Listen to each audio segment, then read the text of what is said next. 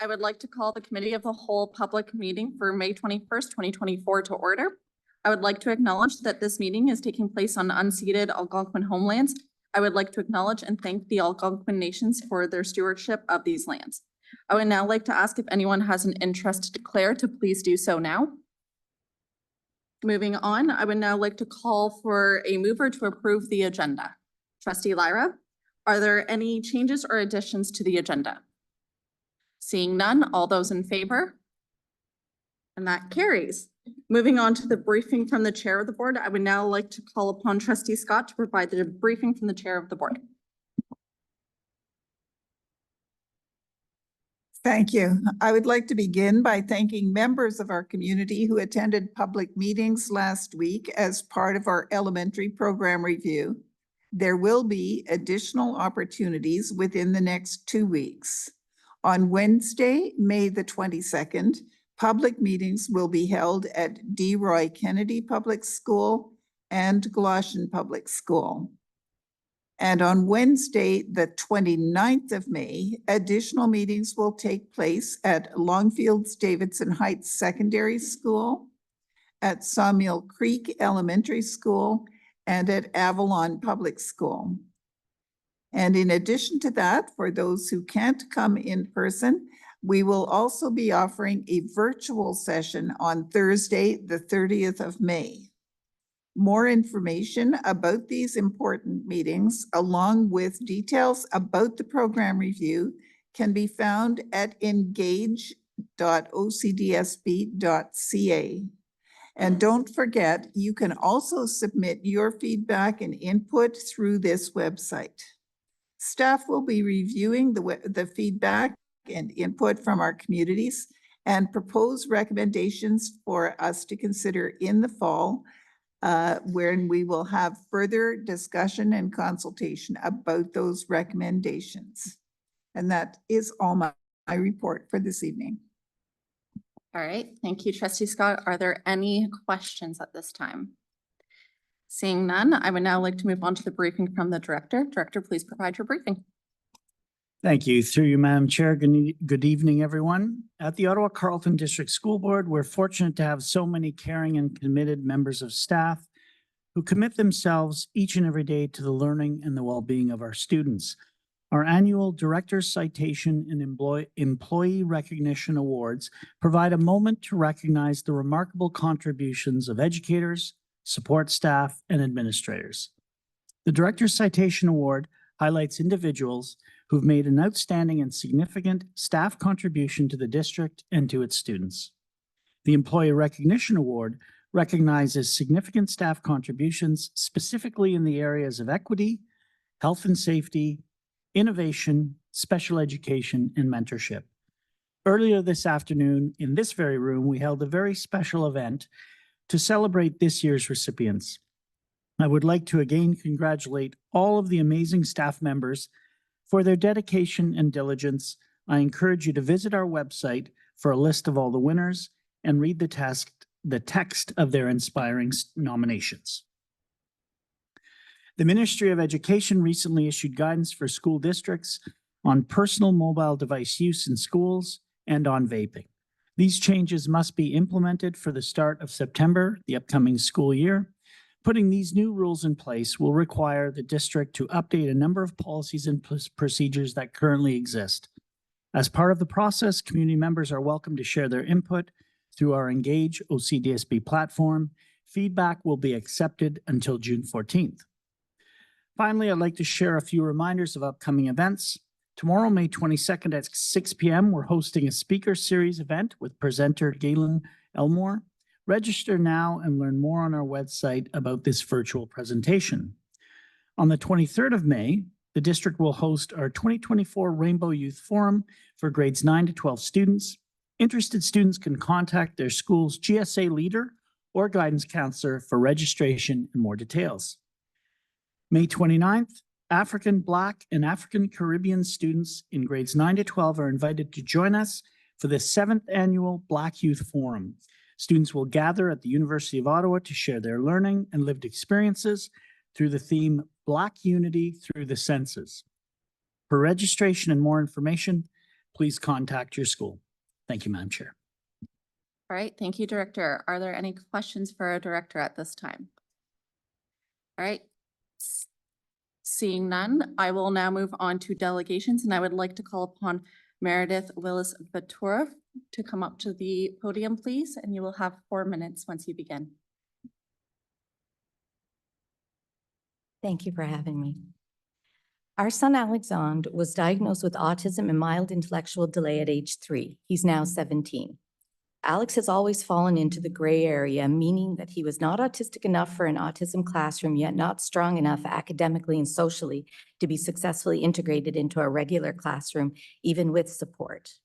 Almost 2 years ago, when I was losing hope about Alex's academic future, I found myself at a Special Olympics basketball tournament where I was fortunate to meet a great group of athletes whom had all graduated from general learning programs at Sir Guy and Ottawa Tech.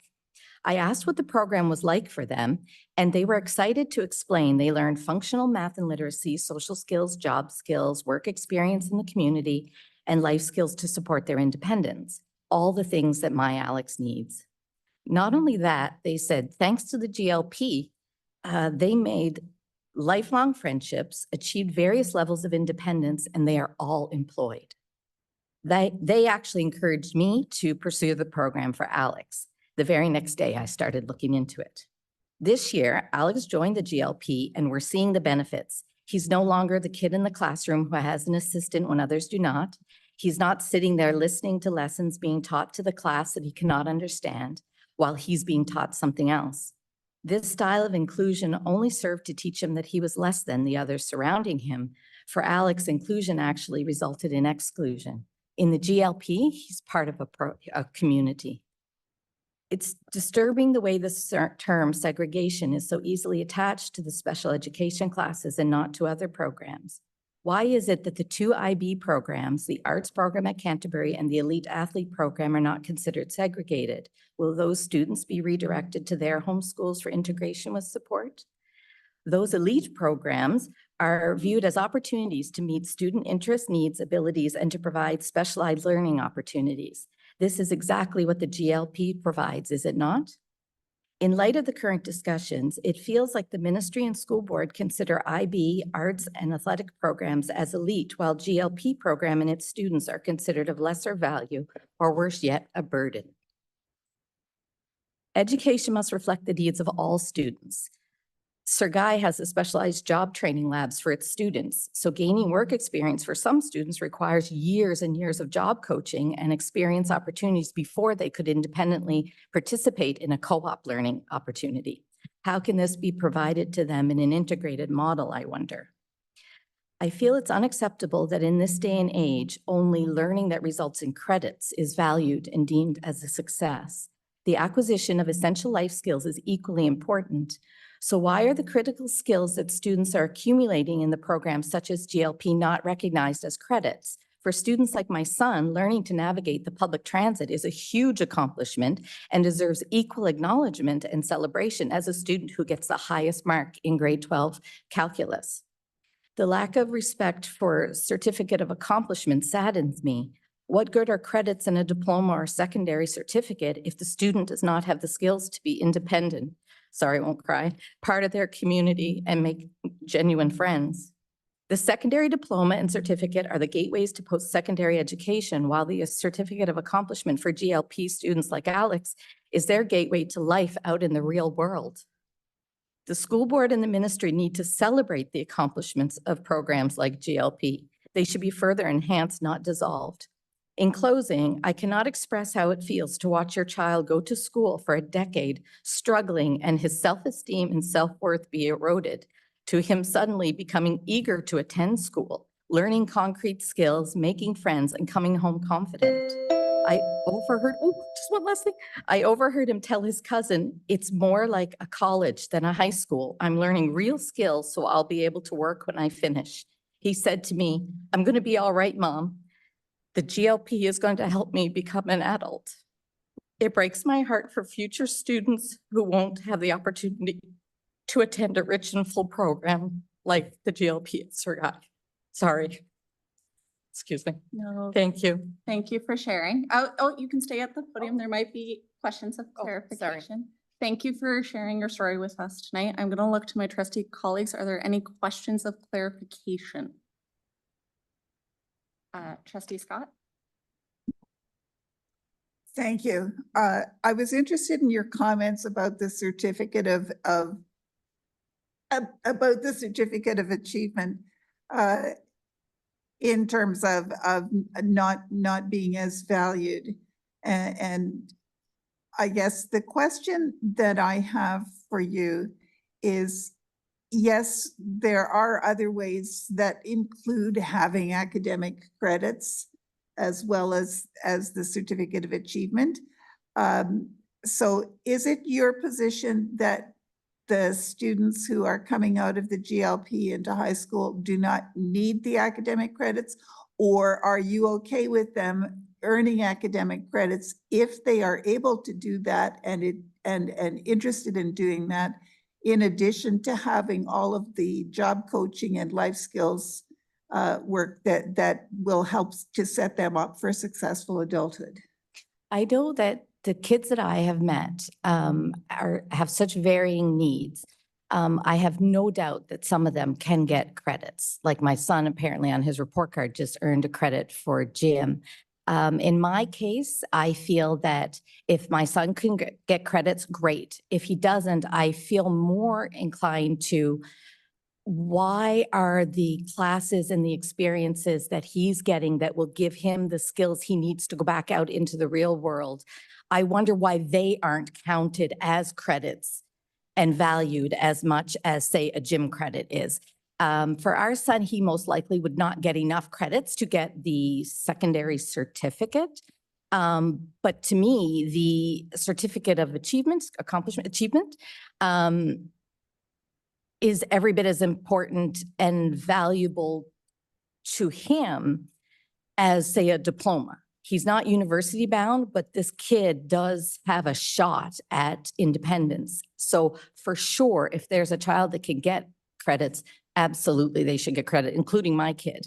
But I'm more concerned with where there's a lot of work being done in the class and they're working really hard, but there's no acknowledgement credit-wise for what I would rather him work for those types of credits, I guess I'm saying, if that makes sense.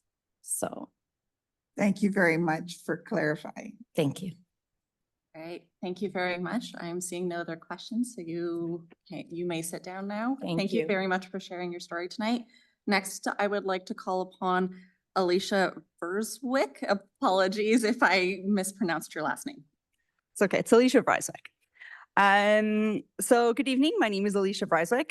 For context, my youngest is in grade 2 of the primary special needs program with OCDSB. I'm also an evaluator by trade. I have comments on the evaluation itself that I would urge you to consider. The cover sheet for the GLP evaluation stated that findings align with the 3 priority areas of the board. I disagree. The board's strategic focus of learning, well-being, and social responsibility are all at risk with this approach. The core values of equity, inclusion, and accessibility, community building, responsible resource use, and leadership development are being ignored if this model is implemented. Overall, the report pointed towards poor performance measures, documentation, and reporting. This would lead one to think about modifying those processes instead of cutting the program altogether. The ministry definition of mild intellectual disability doesn't align with the proposed changes to the GLP, as there hasn't been stated considerable support services. It states that a student with MID has an inability to profit educationally within regular class because of slow intellectual development. And yet you are already placing these students in a classroom that by definition won't work for them. Let's do some math. There are 28 GLP classes with 16 children and 2 educators in each. That makes 448 GLP students, 46 educators, and as an assumption, 896 interested caregivers. The $200,000 one-year-long evaluation only spoke to 15 students out of 448. Those 15 students were handpicked by specific educators, and those educators were in the room during the focus groups gathering feedback. The evaluators spoke to 3% of GLP population and are exaggerating the statistics in this report. Quote, 66.7% expressed an interest in integration. That's 10 kids. For the money and length of this evaluation, they could have addressed the target population in greater numbers. Additionally, the evaluators engaged only 14% of parents. The report states that a historical scan of the literature does not suggest one approach is better than the other. Yet, at this board, the changes are already being implemented. Other jurisdictions are moving towards an inclusive model. The report specifically mentions Limestone and Toronto. Have you examined the results there, the successes and challenges beyond the financial implications? On page 41, the report states the success of the LSS itinerant inclusive model. How was this success measured? You, as a board, are making it impossible to generate honest feedback from your staff. The data is not there, so please tell us, the parents and community members, how this pilot has been successful. Let's ask some critical questions that were not addressed by this evaluation. Do any of the studies quoted examine the benefits or disadvantages of the inclusion model to neurotypical students?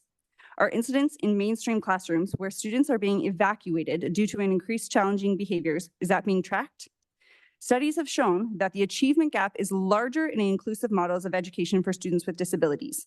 That's to say, while they may be exposed to the curriculum, they are not making the progress at the same rate, thus disadvantaging these students, which are already part of a vulnerable and underserved population. Why wasn't this addressed? How many appeals or grievances are currently in the public and Catholic board for IEPs in general classroom settings which are not being met? What about the absence rate among students with disabilities who are included in a general classroom? Is school avoidance going to increase? Are behaviors going to increase? The report itself indicated that elementary educators are having challenges managing disruptive student behavior in a classroom with a diverse range of students with high needs. This is only going to increase. This disruptive behavior was also identified by students and parents currently in GLPs as a concern. Are general educators adequately prepared to meet the needs of special education students simultaneously with mainstream students? I am all for inclusion if it is not used to simply save money. Special education shouldn't be inclusive at the expense of the children it's designed to serve. Success needs to be measured by more than credits, and the success of my child needs to be more important than the statistics the board is able to produce. As leaders, yourselves, please consider the very profound, lifelong impacts this decision will have on these vulnerable students. Made my time. All right, thank you for coming to share your story this evening. I'm looking around for questions of clarification. Trustee Bell. Sorry. No problem. Thank you very much for your presentation. You went over a lot of facts and figures really quickly. Will you be able to share your presentation with the Board of Trustees? Absolutely. And I actually halved this to make the 4 minutes, so there's lots more information I can provide on my comments on the evaluation itself. Okay, thank you very much. All right, thank you. And if you can provide it to board services after, that would be appreciated so that it can be shared with the trustees. Okay, will do. Thank you. All right, thank you. All right, going down my list, I now have Jennifer MacDonald.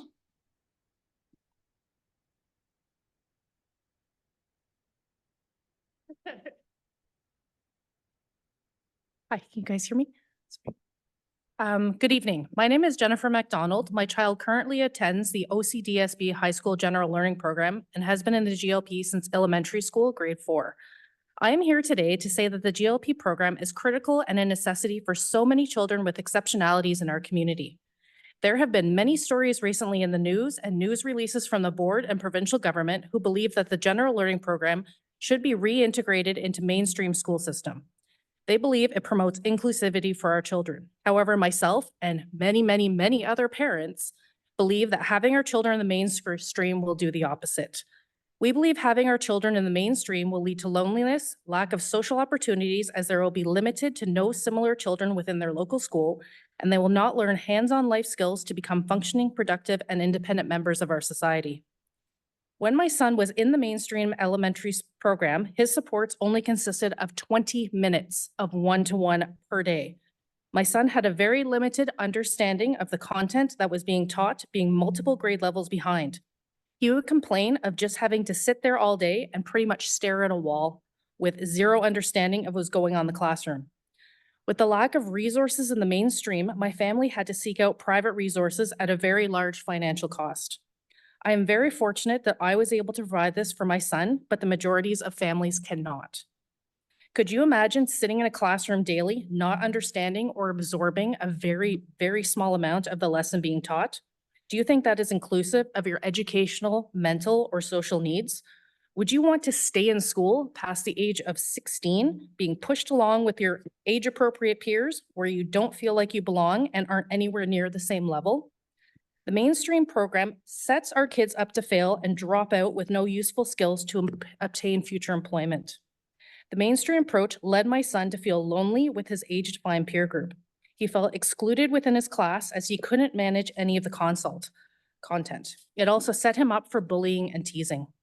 My son is a beautiful soul who just wants to belong and learn at his own pace. He loves to learn, but he needs to be in a program to learn practical tools which allow him to have the confidence as he matures. The GLP program has been night and day for my son. It is a place where he feels like he belongs and feels like he is part of his school community. The kids are engaged throughout the day, learning valuable life skills. He has made so many friends that he hangs out with within school and at home.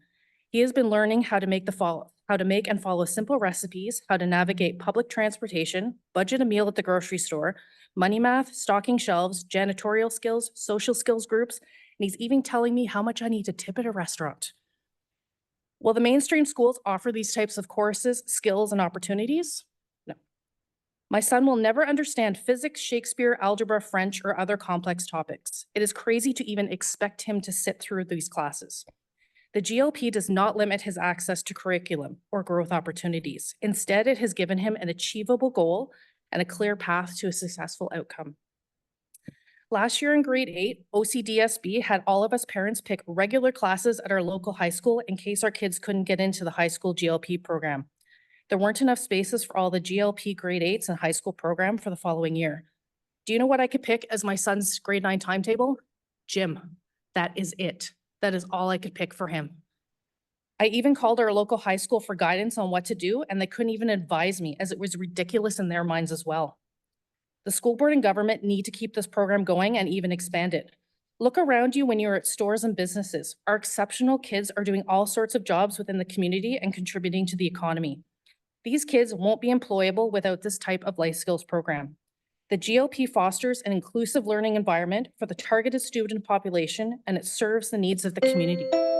Moving it within the mainstream will just create more barriers for our kids to succeed in the future and will put more strain on families. Thank you. All right, thank you. And we do have 2 questions of clarification. So trustee Lyra and then trustee Scott. Thank you, Ms. McDonald. My question is, you mentioned that the ministry had come out against the GLP. Could you show me or send to the board collectively where that has been publicized? Because it's not something I've seen. We've just gotten, there's a whole bunch of news articles and stuff that have been published saying that the board would like to mainstream a lot of the GLP programs back in, saying that it's all inclusive and everything. It's not like nobody's talking to any of the parents. They're just making all of these random statistics. They're just, I don't know, there's just so much information going around all the time and everything just kind of counteracts each other. Sorry to clarify. So you haven't seen anything that the government has said they want to get rid of the GLP program, just the district? No, it's just like the district, and it's just like with, what's his name, Lecce or whatever, where he's just publicizing about special education. Okay, thank you. All right, trustee Scott. Thank you. I was very interested in your description of your son's experience. What I was wondering was whether his GLP class did have some opportunities to be involved in activities with other students from the rest of the school, or whether they stayed always as the GLP group. No, they've had different opportunities. Mostly it's usually with gym classes that they can kind of interconnect with some other kids. Currently at Sir Guy, at the lunch hour and things like that, they intertwine with some other children. Next year, he has the opportunity to do a couple of other classes, but the majority of the time they are with the other children within the GLP group. Thank you. All right, thank you. And we have one more question of clarification. Sorry, you're going to have to stay at the podium. Trustee Jenkins. Thank you for sharing your story. Is your son able to participate though in extracurricular activities that the school provides? Yes. Sports related? Yes, as they are different types of extracurricular activities. They are not the ones that you would find in a mainstream high school, which can be very competitive. They're ones that are kind of at his level. It's all about just having fun. Nobody wins, extracurriculars, activities like that. They get to take the bus that they get really excited about and learn how to navigate OC Transpo and more activities like that. You learn bocce ball. It's great. All All right, thank you for coming to share your story today.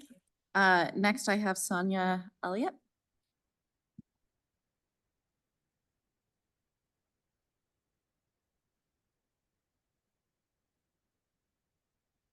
I'm gonna move this back a little. Thank you for having me tonight. Some of you may recognize me from representing Autism Ontario on SEAC, but today I want to speak to you from the perspective of my favorite role, my role as a mom. Oh, I swore I wouldn't cry.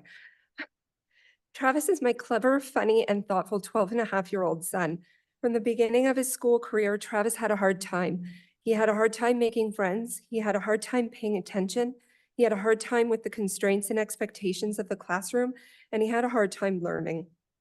At the age of 7, Travis was diagnosed with level 2 autism, ADHD, sensory processing disorder, anxiety, and a learning disability. After kindergarten, I was forced to switch schools due to the incessant bullying of Travis. His new school was no better. Difficulties in the classroom were far more evident, and as we moved through the tiers of intervention, it was clear that the traditional mainstream classroom was not the right path or the best placement for Travis. After an assessment by the autism team and a well-attended case conference, we applied for the GLP program. We all felt that the smaller classroom size, the specialized teaching, one-on-one support, being with his peers, and the focus on life skills would be the best setting for Travis. When Travis was accepted to GLP, the placement was in a school in Orleans, even though we live in Barrhaven. For his father and I, though, this decision was a no-brainer. Keep our child in the back of a classroom on a rocking chair with a fidget toy in hand and a cat book to read, or help his days become more enriching, where he felt like he belonged and where he could learn to learn. When we found the GLP program, Travis's school life changed for the better. He came home from the first day and said, "Mom, there's other autistic kids like me. I'm not the only one." He was much more engaged in the classroom and he was learning to be a student. He started to read and he finally had that support that was lacking in his regular classroom. Do you know what it's like to have a child struggle for years, be teased and tormented because of his differences, all of a sudden come home and say, "I ate lunch with my friends today, Mom," or "Mom, we did track and field today and it was so hot, but I finished it with my class," or "I finished my math work early, so I got to research different insects on my Chromebook." He loves insects. The absolute joy on his face as he tells me of school experiences he never would have had if he hadn't been placed in GLP is priceless. This is why this program needs to stay. It has made the world of difference for Travis, and it can do the same for so many kiddos after him. This program has given Travis the confidence to try, the safe space to fail and try again, and the ability to meet other kids like himself and make friends. I want to address a common misconception about GLP and perhaps special education as a whole, that kids in these programs won't reach their full potential unless they return to mainstream education. It's important to recognize that success looks different for every child, and for Travis, success means being in a program that meets his unique needs and allows him to progress at his own pace. Expecting Travis to thrive in a regular classroom would hinder his progress and disregard his neurodiversity. Travis has a complex learning profile and will always be developmentally delayed. This doesn't diminish his potential for greatness, but he requires the appropriate environment and support tailored to his skill level to achieve it. Travis is in grade 7 and he works at a grade 3 level. A recent meeting with his teachers revealed that he still needs daily practice in basic tasks, direct instruction, and extra time for processing. The support that is provided in GLP for all of these things cannot be matched in a regular classroom, despite all the best intentions and all the best efforts. I'm grateful for the GLP program and the impact it has had on Travis's life. It has given him a sense of belonging, confidence, and the opportunity to learn and grow in a supportive and understanding environment. I urge you to see the value in GLP and for it to continue to be offered as it is today, so that more children like Travis can have the chance to thrive. I just wanted to end with a quote from Travis, who wanted to be here, but he had a swimming lesson tonight. He said, quote, "Please keep my GLP class. It helps me and it helps other kids like me, and you shouldn't take that away from us." Thank you. Thank you for coming to share your story tonight. You do have a question of clarification from Trustee Kaplan-Murth. Trustee Kaplan-Murth. Thank you. Yeah, I'm here. Thanks. Yeah, so I just wanted to thank you and all the parents who've spoken so passionately today. I'm wondering if you can tell us a little bit to explain how hard it was to get your child into that program. And I ask that because I think that it is often hard, but I'm just wondering, like, what was your struggle in terms of getting him into that program in the first place? It was actually a really long road to get him into the program. We actually applied for PSN classes twice, and we were denied. I think it was Meredith who said he wasn't quite, he didn't meet the parameters of the class point by point. And so we worked through the tiers of intervention in grades 1 and grade 2. And then finally in grade 3, you know, we had kind of hit a wall. I had a meeting with his grade 3 teacher in November to talk about progress and how he was doing and what next steps could be. I'll never forget, she looked at me and she was so upset and she said, "I don't know how to help your son." He had an extensive modified curriculum, IEP, sorry, it was about 20 pages. And I asked for an output of work from September to November, and he had 1 page in his folder of a colored pumpkin in grade 3. And so, you know, when she said to me, I don't know how to help your son, I felt for her actually, because she was in a place where she didn't have enough resources. She didn't have enough supports on her end to get the help for my son. It wasn't that she didn't want to. It wasn't that she didn't care. She just didn't have the resources. And I'm going to get political, but it's not anyone in this room's fault, right? Like, we need to advocate for what needs to happen from the top to get what our kids need at school level. And so it was a long road, sorry, long story. It was a long road to get him into the classroom, but we did finally find that placement for him. And I honestly, I would have sent him to another city to get him in the right placement, to get that support, because what we've seen since he's been in GLP is something I never thought I would see, keeping him in mainstream. Okay, thank you so much. Thank you. All right, thank you for coming to share your story today. I don't see any other questions of clarification, so thank you again for coming. Thank you. Thank you. And thank you to all the delegates this evening for coming to share your story, and you can share any of the material that we might have asked for with board services after this meeting. Thank you very much again. All right, moving on, we are going to go to item 8, report from statutory and other committees, and I will now call for a mover to receive the report of the Parent Involvement Committee dated April 17th, 2024. Trustee Nash, are there any errors or omissions to this report? Seeing none, I will now call the vote to receive the report. All those in favor? And that carries. Thank you. Moving on to item 9, matters for discussion. I will now call upon Superintendent Simmons to introduce report 24-068, General Learning Program Process Evaluation.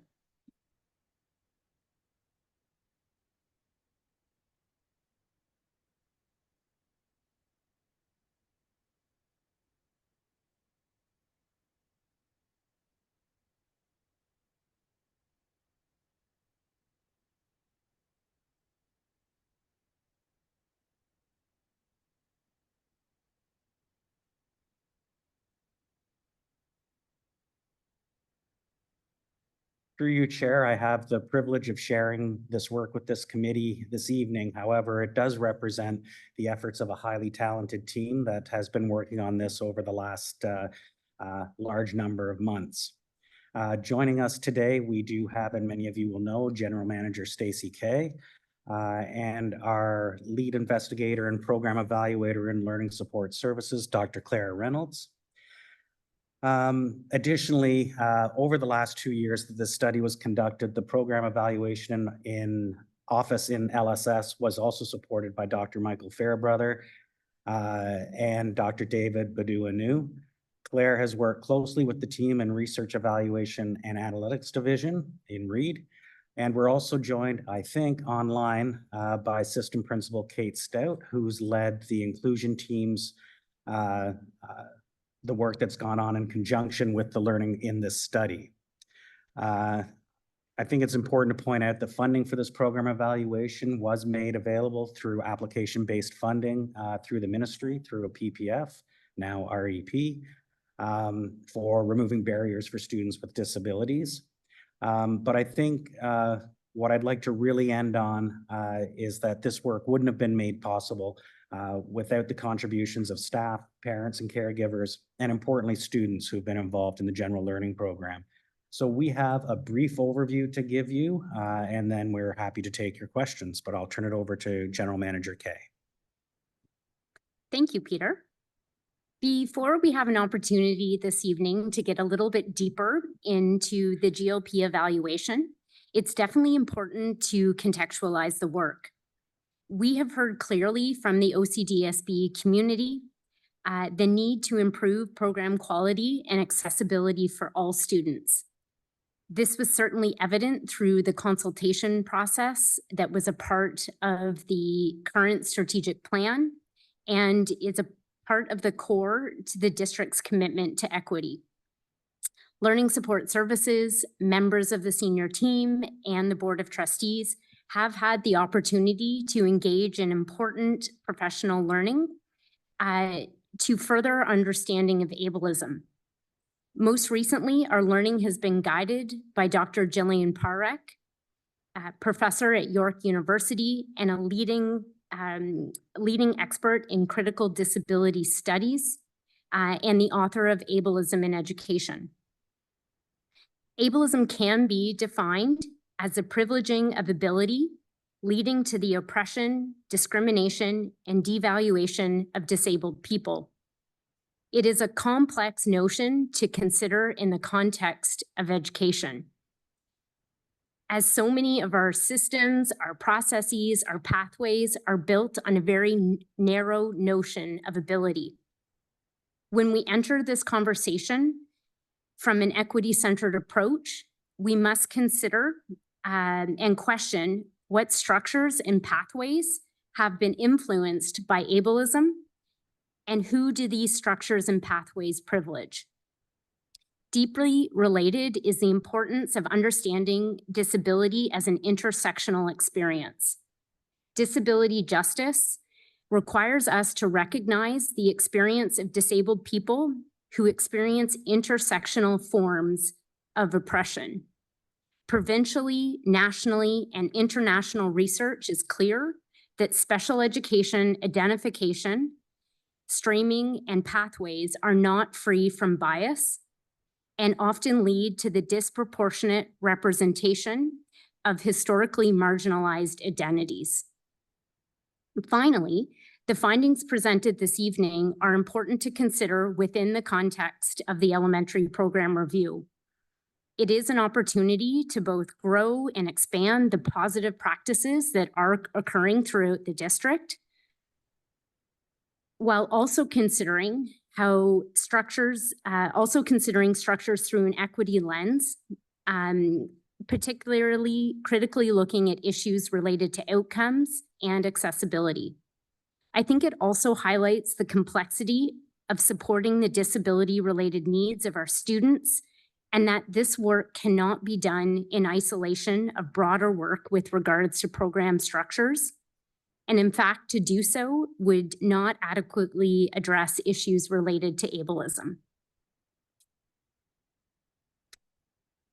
The General Learning Program is one of 12 specialized program classes available for elementary students and one of 10 specialized program classes available for secondary students. It is a model that predates the amalgamation of the Ottawa and Carleton Board of Education in 1998 and was originally envisioned to support the needs of students with a mild intellectual disability exceptionality. The findings from this study are numerous and extensive. The in brief section at the beginning of the report highlights 9 key findings. For this evening, we are going to focus on 4 that were particularly impactful for the evaluation team and to the groups that we've already had the opportunity to share this learning, which includes SEAC, our federation partners, elementary and secondary GLP teachers, and through our consultation with Dr. Parekh. Number 2 highlights the interpretation of demographic data, which indicates that elements of a student's identity may be influencing their experience with special education processes and/or support. This can be seen in the data that demonstrates that the number of multilingual learners in our GLP has grown at a faster rate than the number of multilingual learners in the district overall. Our learning with Dr. Parekh and others indicates that this finding mirrors what has been found elsewhere, provincially, nationally, and internationally. It is likely that further investigation of demographic trends would uncover a similar disproportionate representation of students who have faced historical marginalization. Number 3 looks specifically at the pathway analysis and demonstrates the relative permanency of the GLP pathway, the extent to which is quite notable. The finding indicates that it is rare for a student to leave the GLP to return to a regular class placement. This is important to consider given the likely outcomes that are associated with the placement, including more limited secondary pathways and post-secondary opportunities. And the fact that often these decisions are made in year 2 kindergarten via a primary special needs placement and grade 4, which is the largest entry point for the general learning program. Number 5 relates to report card data and the impact of modified learning expectations, both on educational outcomes and on the system's ability to accurately measure student achievement. This is important when we consider the types of system monitoring mechanisms we are able to access and the likely impacts with respect to transparency with families with regards to program monitoring for their child and for the efficacy of the program that their child is enrolled.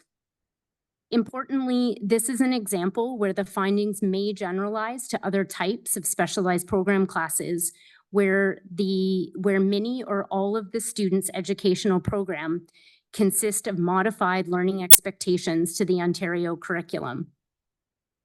This could also apply to students in the regular program for whom curricular expectations have been modified. Finally, number 7 discusses the educators in the GLP's perception of parental understanding related to outcomes. These results suggest that parents and caregivers either only sometimes or do not understand associated GLP pathways, limitations with regards to credit accumulation at secondary, and the possibility of acquisition of a secondary school diploma, and restricted opportunities to attend post-secondary education. These findings and many others definitely provide us much to consider. We have heard and do acknowledge the many positive aspects of the general learning program, including fostering a sense of belonging and community, and the critically important opportunities for the development of life skills. However, as we learn through the work of Dr. Parekh and others, research consistently shows that the structure of special education classes result in an environment with inherently lower expectations for learning. There has been significant system learning and shifts in practice over the course of this evaluation and in direct response to the understanding of the findings and evidence from the literature. Although very briefly, we do have the opportunity this evening to demonstrate a few highlights. the supported section model at secondary has supported a group of 12 learners who transitioned from intermediate GLP classes to attend the regular program at their community high school. Based on a foundation of high expectation and a differentiated support model, this group of learners are on track to collectively earn 87 of 96 possible credits at the end of their grade 9 year. They are all meaningfully included in their community high school.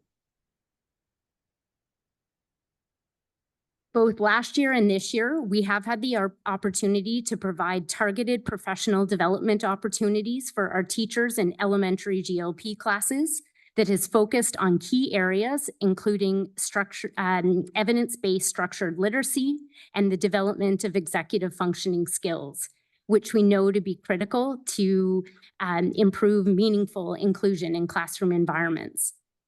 In addition, just last week, we had members of the evaluation team have the privilege of working with members of Central Learning Support Services, elementary and secondary teachers to discuss more deeply the findings of the report.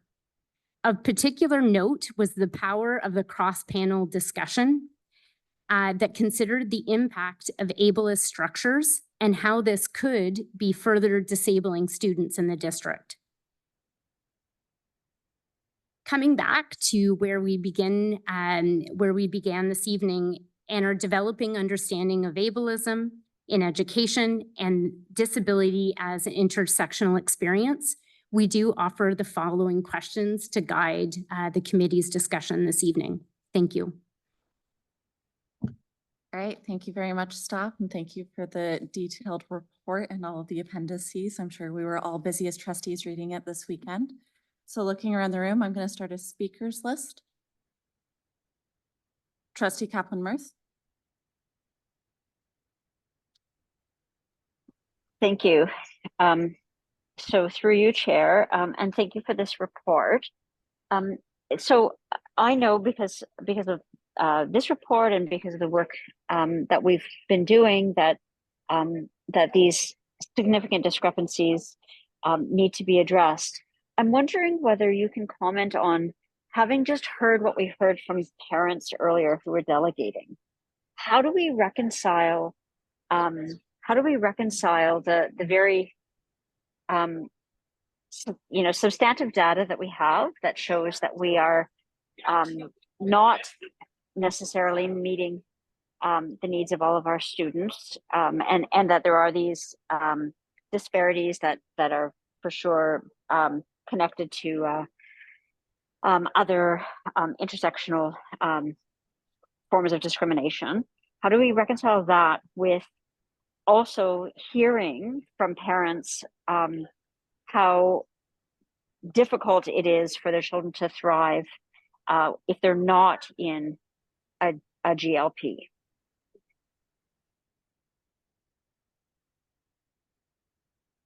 Chair, I'll start, and General Manager Kay may want to jump in as well. When we think about the way we structured special education programs and services in the district, we've channeled a phenomenal amount of resources into a specialized program class model, looking at creative ways to reallocate those resources would change the level of support that's available to students in the regular classrooms. We heard very clearly tonight, and we've heard it in some of the other conversations we've had the opportunity to participate in, things like life skills, daily living skills, job coaching, things like that are things that we would have to build into any revision model or allocating any of the existing resources. Importantly, we have seen success in our supported sections model. We've seen success in our inclusion teachers' work, but I don't want to suggest that what we are offering is a perfect solution either. It will continue to require work. It will continue to require tweaking, and we'll have to continue to reassess whether we're meeting the disability-related needs of students. Jump in. Thank you, through your chair. Dr. Kaplan-Mirth, I think you ask an excellent question, and certainly Peter has covered many of the important pieces that we are just considering centrally in learning support services. I think we certainly do need to recognize there are many strengths to our current model, and we have heard some of the amazing things that are happening in our specialized program classes. As Peter indicates, the investment into that model has by its nature restricted the level of investment that we have at each and every one of our community schools, which has meant that there are fewer resources to create some of the structures and programs that we do know students with disabilities require to have their disability-related needs met across personal, social, and intellectual domains. Our current model, I think we also do need to recognize some of the challenges. Between our specialized program classes, we're coming to understand that often we heard this evening that students that were in a gray zone between different criteria for different classes.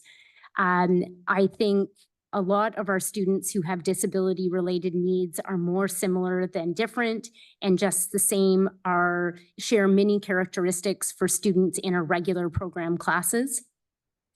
By our structure too, we are also removing students from their community school and sometimes transporting them significant distances to another school. I think it would certainly be exciting to contemplate what a model could be that grows and learns from the successes of our current model and recreating those structures in many more of our community-based schools. Trustee Kaplan-Mirth? Thank you. That's helpful.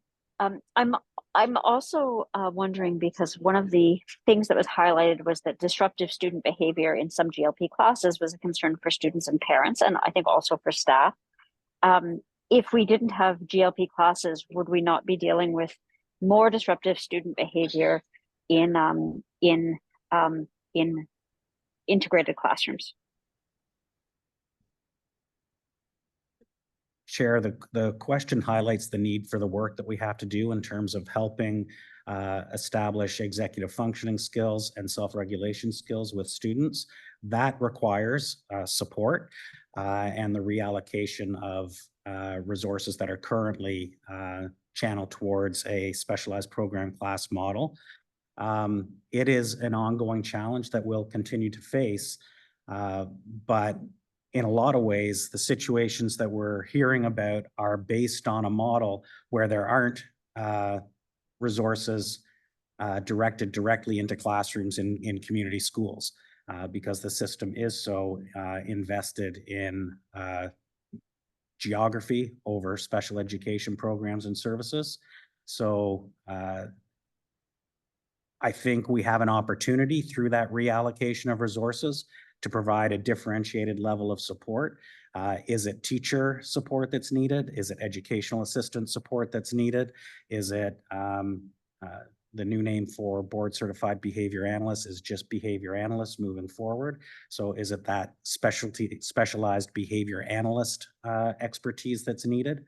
Occupational therapy can do a lot in terms of sensory sensitivities for students, which can contribute to episodes of dysregulation as well. So taking a look at the, I guess, suite of professionals and academic supports that we have available and coming up with a right size approach to helping out and support those students. There will likely continue to be episodes of dysregulation, but that's the tweaking that I'm talking about that would be going on every year in terms of us trying to right size our special education programs and services. Thank you. And so one final question, which I think is something that we hear a lot from our constituents, is when we're talking about looking at specialized program classes versus partial integration or integration, can we say clearly, sort of unequivocally to the public that this is about what is best in terms of pedagogy, what is best in terms of the learning and well-being of students, as opposed to a financial decision? Is this to save money, or is this to actually improve education outcomes and equity? Chair, through you, in our discussions, we're still listening and getting feedback from our community stakeholders. But we've not had a conversation that is around saving money. Our conversations have been around meaningfully meeting the disability-related needs of students. Perfect. Thank you very much. All right, thank you, Trustee Kaplan-Murth. I do have a speakers list started, so I have Trustee Blackburn, then Trustee Jenkins, then Trustee Scott, then Seema Lama, then Lily Miller, then Student Trustee Hahn. Trustee Blackburn. Thank you, Madam Chair, and through you, if Manager Kate wants to take this question. You mentioned that the GLP predates the OCDSB. So was it present in the Ottawa board and not the Carleton board, or the other way around? Is that what you meant? Thank you, Trustee Blackburn. Certainly Trustee Scott may be our best source of information on this. I think there was a version, and it was certainly present in the Ottawa Board of Education, and there may have been similar structures within the Carleton Board of Education. Thank you. And perhaps when Trustee Scott participates, she can clarify that. So would you say that, based on what I've heard, would you say that there's an inequity? I mean, it sounds like there's perhaps several inequities, but would one of them be an inequity in the service in rural versus suburban and urban, given the geographic location of the majority of the classes? That was not a specific trend that we looked at in the context of this study. Certainly anecdotally, in conversations that we have with our staff and families, we do our best to ascribe to a geographic model with respect to the placement of our specialized program classes. And so that means we make every effort to have different classes located throughout the district. Certainly, when we are addressing the needs of students from our rural communities, by nature, they are traveling longer distances to access programs. And certainly, unfortunately, it is not unusual to have students spending an hour or more in transportation in order to access a specific class. And certainly we have had examples where families have not opted to move forward with placement in a specialized program class due to the distance that their child would need to access the program. Right. So at the secondary level, the primary locations for these classes are, I believe, 3 high schools or 2. So can you name those 3 high schools, please? Yes. So currently we have general learning program classes at Ottawa Technical Secondary School, at Sir Guy Carleton, and at Woodruff High School. Right.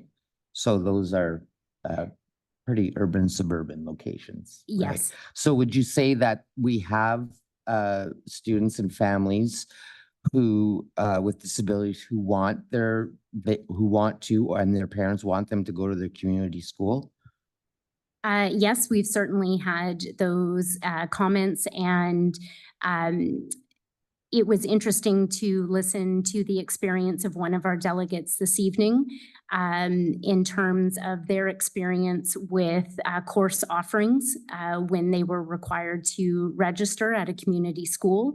That's something that we have been thinking a lot about in learning support services and working collaboratively with our partners in program learning and innovation. is the notion of having robust offerings that allow entry points for more students to access their community secondary school. This year, based on the success in learning with the supported section approach, we have invested to provide that model in 3 additional secondary schools for next year, those being Ridgemont, John McCrae, and Longfields Davidson Heights. And certainly building on the learning this year at South Carleton and at Gloucester, we look forward to having expanded opportunities for students to be meaningfully included in their community secondary schools. Right. So and I don't want to get too much into it, but the notion of like financial considerations for me, it's not so much that school boards save money, because in fact school boards spend money. So for me, it's how we spend the money in a fair and equitable manner that people have access to things fairly and equitably. So and so based and to just to further explore what Trustee Kaplan Murth asked, so based on the research, is it your position that we are no longer using best practices in some ways? That's certainly a complex question, Trustee Blackburn. I think that we are all working collectively to serve the disability-related needs of students.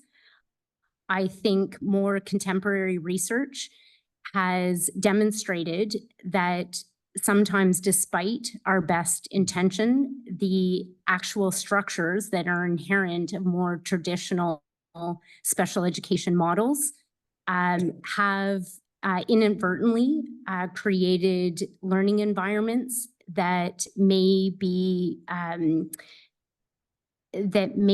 not be creating the same types of high expectations that we have in regular program classes. Certainly, I think a lot of those roots are based on the ableist structures that are inherent within educational structures. And it certainly behooves us to be creating environments that have access points that foster learning opportunities and opportunities to grow against students' personal, social, and intellectual abilities within the environment that they choose. Thank you for that. And please let me be very clear. I've never questioned anybody's good intentions. And but I think it was Maya Angelou said, when we know better, we do better. All right, thank you, Trustee Blackburn. Trustee Jenkins. Thank you, Chair, and thank you, Superintendent Simmons and General Manager Kay, for your presentation. You mentioned General Manager Kay, that you listed the 3 high schools. Is there a waiting list? Is it difficult to get into those high schools for children? Are you asking specifically about the sites with the supported sections? Yes. No, there is not a waiting list per se. So what we've done is we have looked at the cohort of students that are transitioning from intermediate GLP classes and looked at what their community high schools would be.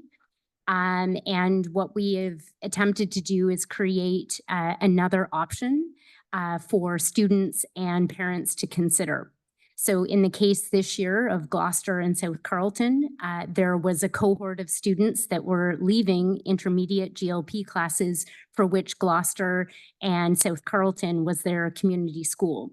So in some cases, students had the opportunity to join a GLP class or they had the opportunity to access the regular program class with a differentiated level of support.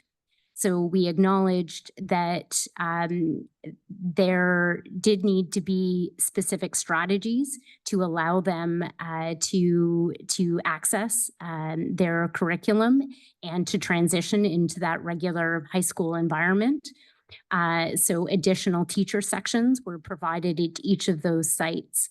So this year, it's a very similar approach. We have expanded that to a group of 3 high schools where we know there are a significant number of students who are transitioning from intermediate GLP classes. So it's providing increased options. Where in the past, we certainly have heard and concur with the observation and what we heard this evening from our delegates, where they felt there was not necessarily an opportunity for them to participate in their community secondary school. Thank you, because one of our delegations this evening said that she would move to another city, and I think parents do whatever they can, to support their children. Thank you. At the beginning of your report, in section 7, it says that many parents may not be fully aware of the educational outcomes associated with the GLP placement. But do we also not work in partnership with other agencies in terms of long-term planning? Where what is a student going to do after age 21? Do we, because all of a sudden parents, okay, what do they do there? So do we not work with other agencies? And if you could expand, just a little bit more on why the parents are not fully understanding of the academic outcomes. Through your chair, thank you, Trustee Jenkins. The study looked at several elements, and I certainly will ask Dr. Claire Roberts to weigh in.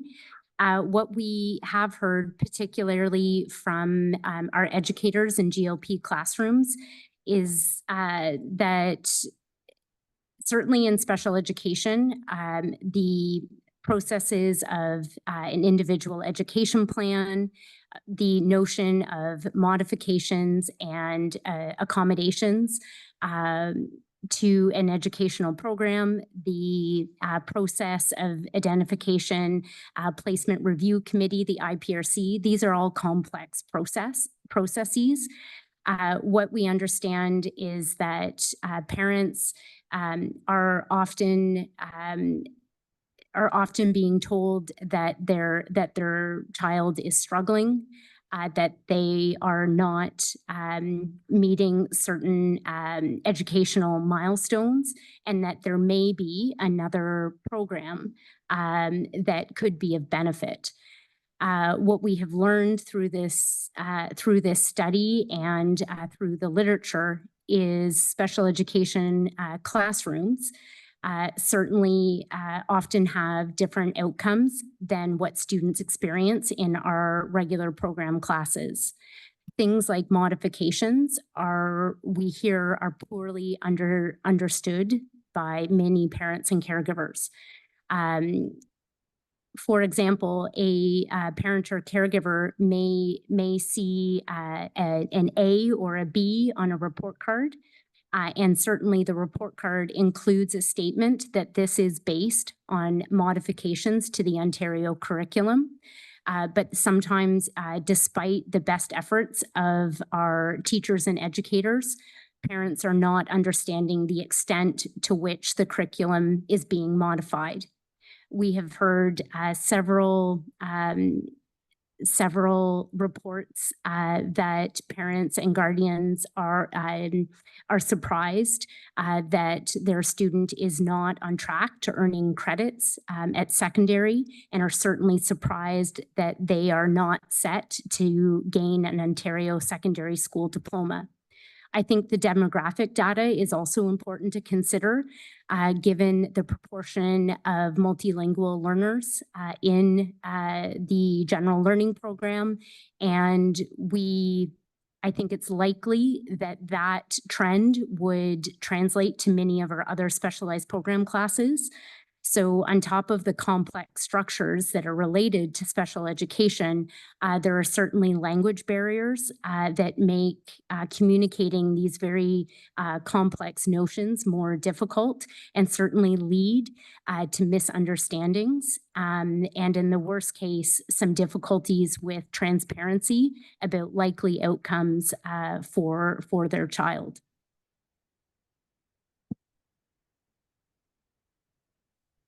Is that everything, trustee Jenkins? Okay. All right, trustee Scott, then Seema Lama, then Lily Miller, then student trustee Hung, and then trustee Nash, then trustee Lyra. Trustee Scott? Thanks very much for the report. I found it a fascinating read. And the question that I was going to ask first is actually tied to the question that trustee Blackburn raised, because I was looking at the number of primary exceptionalities identified for students who are in our GLP classes.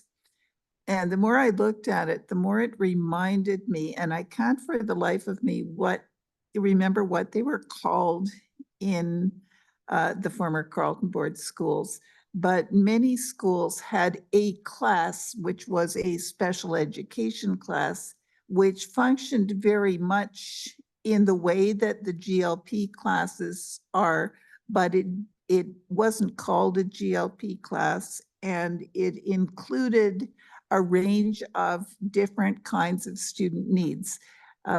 They were served in their community school for the most part, but they did have a special class which could include some students with a mild intellectual disability, some students who were probably autistic, some students who had various language impairments, communications impairments, learning disabilities, and each one of them was provided services based on not the label, but on the need. And I think that's one of the things we too often forget when we are looking at how best to serve our students. So I think that might have been one of the differences, that it was looking at the needs that were comparable, not necessarily the same for all students. You would never have a class of students where the needs were all the same. And there was a fair amount of part-time integration into mainstream classes. And the children didn't all go to the same place every time. And the grade span was usually about 3 grades worth. But it was a different kind of setting, and it was a different kind of approach to how do you consider what is going to be best for these students, many of whom would go on to Sir Guy Carleton for vocational programs, but many of whom actually did go on to programming in their community secondary schools as well, depending on what was going to work for that particular student. So I think when I look at that, I have to ask, if your conclusion is right, that we should be looking at how the IPRC process is working, whether our challenge there is people are being misidentified, or whether the challenge is that we are looking too closely at the identification and forgetting what the actual needs are. Before I pass it to staff, trustee Scott, if you would like to go on second time speakers list, we'll have staff respond, then you are welcome to. Staff, please go ahead. Thank you, trustee Scott. Certainly what you've shared very much aligns with what we increasingly understand, both through our observations and working with our school teams, as well as what we're seeing in the educational literature. The notion that there is homogeneity amongst specific diagnoses or exceptionalities is really a myth. We are increasingly finding that there is more similarities across different types of specialized programs, and certainly a lot of similarities between students who are presenting in our regular program classes and students that are accessing specialized program classes. And certainly when we look at the work of our inclusion teams this year, it's the strategies that represent the commonality. So executive functioning is a fantastic example, as is evidence-based literacy instruction. There may be tweaks with the dose or the intensity, but the strategy and the instructional practices are common. And certainly the labeling or the categorization or over-categorization that has developed over time really is something that I think we need to examine. And if we cross-reference certainly the literature with respect to special education and high-yield instructional practices, certainly the work of Hattie would point out that grouping students based on ability is really low in terms of being a high-yield strategy. So I think what you have talked about and certainly what maybe bore out of necessity from a board that had more rural aspects to its geography. I think if we looked at the presentation of students that exist in every single one of our community schools, there would be a lot of similarity in the structures and approach that would be required to meaningfully meet their disability needs. Thank you for that. I did have one other question. If you could put me at the bottom of your list, please. Thank you, Trustee Scott. Seema Lama? Yeah, thank you. Thank you for that. I have a couple of questions. First, just starting out with, as the delegation pointed out, why were there only 15 participants in the report or for this study?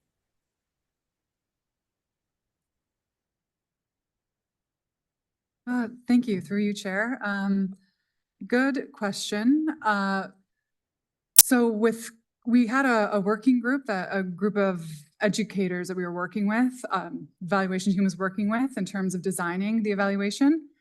And it was based on their advice to speak to secondary students. And we were able to do focus groups at 2 of the high schools. So one of them was unable to do the focus group, so that's one reason. And being aware that this wasn't a very high number of students, we did get some secondary data to help increase the amount of student voice we had through the work of our inclusion teachers. They had done interviews to create profiles of students to help the supported sections as they had already explained, and they were able to share that interview data with us. So we did supplement the student voice through that secondary data. Okay. Why wasn't a survey done with the 450 students and or parents community? Because I think the approach taken with just 15 students and supplementing it here and there is ableist in itself. It's making assumptions that with these few participants, you're going to generalize for all 450 or some about. I don't know what your thoughts are on that. I still have some more questions. Thanks. Through you, Chair, and thank you for the comment, Seema. It's definitely a point well taken, and we continue to learn and expand our thinking about how to best capture student voice.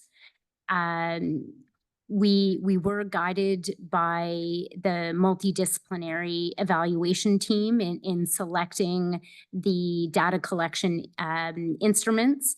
But certainly it is a point well taken, and we will continue to look at effective ways of capturing student voice. And certainly I've taken note of some of the comments from the delegations this evening and how we can continue that work moving forward. Yeah, thank you. I think it gives, Through sorry. you, Chair, may I add something? Sure, go ahead, and then Seema will hand it back to you. Yeah, sorry, Seema, I just wanted to add that with the focus, speaking to the students, we purposefully wanted to do qualitative data to get kind of the details of their experiences as best we could.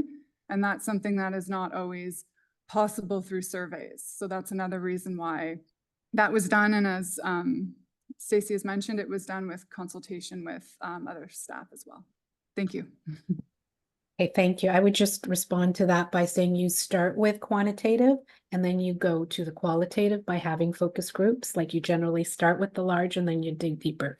But the next comment I wanted to say is by sort of having this integration approach, which I think is a good. I mean, I hear you when you say it's ableist to segregate and you know, remove people and isolate and with the stigmas attached. And so you want them to be in the school, the regular school system, but it's also ableist if you think that that can happen for everyone. It was really clear from the delegation that we heard that their children would have had in the past and may have a really hard time with the process of going back to their communities and trying to integrate through that.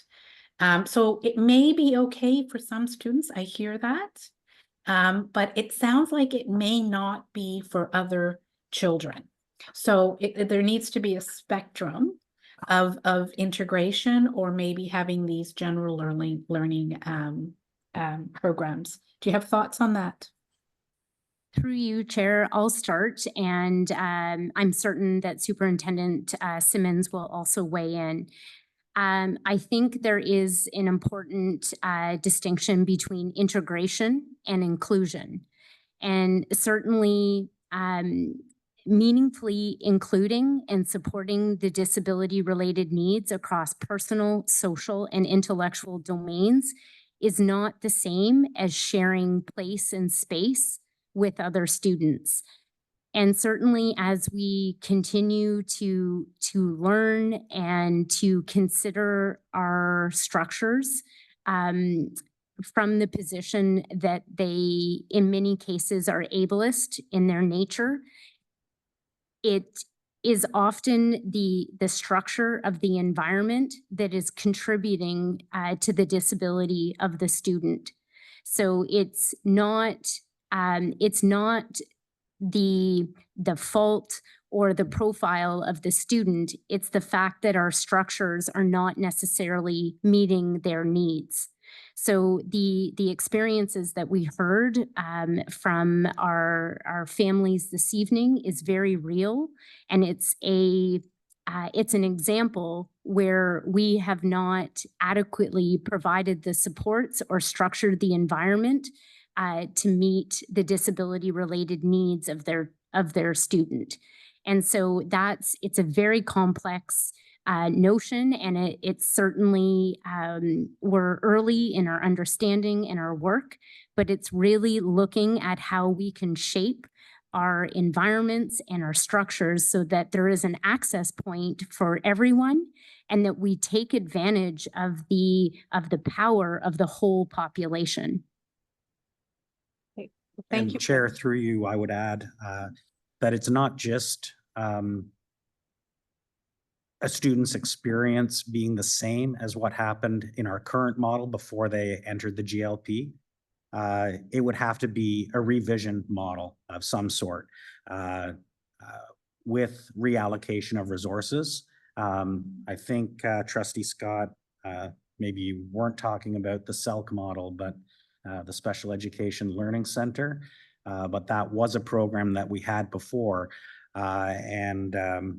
Stacey mentioned having a variety of support models available, from withdrawal support to resource assistance to monitoring, a wide variety of support options that we haven't been able to provide in a school setting. In addition to the Hattie work, which talks about the impact of ability grouping, There's also meta-analyses out of the American Education Research Association that talks about programming strategies for students with mild intellectual disabilities. And there's a wealth of research that has emerged and continues to emerge within Ontario, within Canada, and internationally. So there are parts that could be improved in terms of a model moving forward, but keep in mind that it's not just a single evaluation method. It's multiple methods coming together to help inform the findings. Thank you. The other thing that I wanted to just bring out is the fact that we just in the last couple of COW meetings, we've heard of the high suspension rates and the low graduation rates for persons with disabilities, or students with disabilities, right? So I would be curious if you looked at the suspension and graduation rates, and I understand they're not getting the diploma, right? But the completion of high school in the general learning program versus with students with disabilities not in those programs. It is alarming, that data. And so I'm just concerned that if this program, if these students have to go from that program to what I'm hearing is an inclusive model, right? Which to me means that there would be, each student would have specialized assistants and EAs, and in the past they have been cut. Have you compared those suspension rates and graduation rates? Thanks. And can you put me back on the speakers list after this? Thanks. I was just going to ask if you wanted to come back on the speakers list. Go ahead, please, staff. We have taken a look at those rates in the other reports that have come forward, but not specifically related to this GLP program evaluation that we have before us today. I think also as I mentioned before, we do need to take a look at the range of supports that are available to help students succeed if we are to look at an inclusion model. We haven't done that work yet. We're just, as part of the elementary program review, we are listening to people, gathering information. We are engaged in research on the side, but there is work yet to be done. And I just want us to be cautious that we're not presupposing an outcome or that the decisions are already made in a situation where they, with total transparency, haven't been made yet. So it is work that's ongoing, and we intend to continue to reflect on what we hear, reflect on research, and take a look at what potential models might be in the future. I get that that puts members of the community in a difficult circumstance, because sometimes in the absence of a story, people create their own story. But I just don't have those answers for you tonight. That's work yet to be done. All right, thank you. Going down the speakers list, I have Lily Miller. Hi, thank you. I am comforted that a decision has not been made yet. And especially since you heard from so few voices.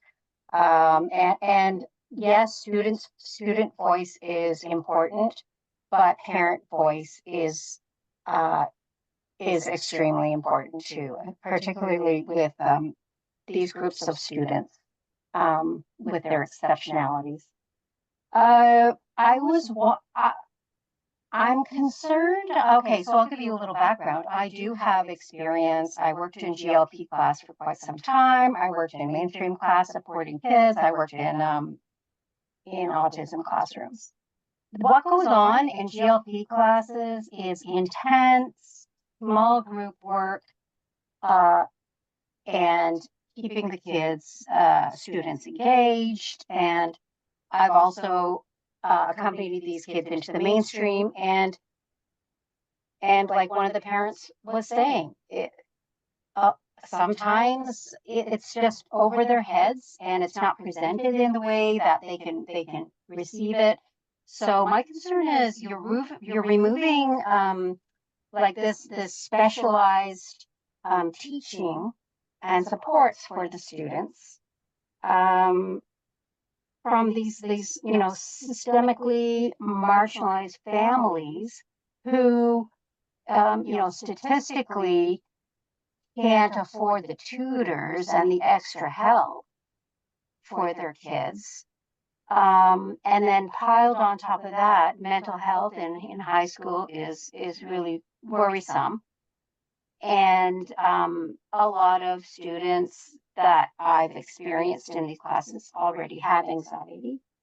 I'm just wondering if you've considered like how I see you're considering how things can from different angles intersect to make this better, but this mental health and success after high school is also equally important. And wondering, have you addressed how to handle those things? Put it not reactive, proactive. You know this is going to happen. Thanks.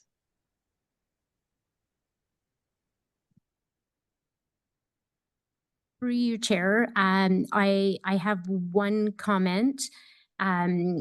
Certainly a lot of the focus within learning support services and the work of the inclusion teams and some of the prototyping of models that have happened more recently is in an effort to provide more options for students and families.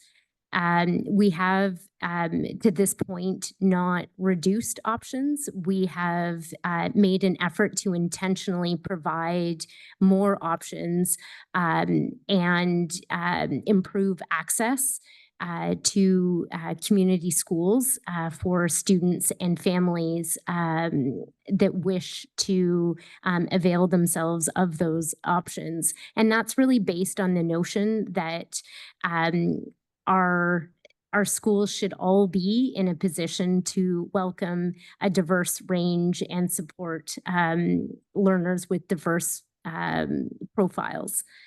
I would certainly also add that efforts are being made to keep options open for students as long as possible, and to the point that they can be involved in the decision-making to what pathway is of interest to them and which passions and options they wish to pursue. It is certainly concerning when we see some of the trends and what we've come to better understand from the literature when decisions that are made very early in a child's educational career is potentially restricting options for them down the road. Chair, I'd add, if I may, there's also growing concern over the impact of a label and what that does to a student and what the impact of that label can be in terms of lowering expectations for academic success. The other question, Lily, you had though was around mental health support.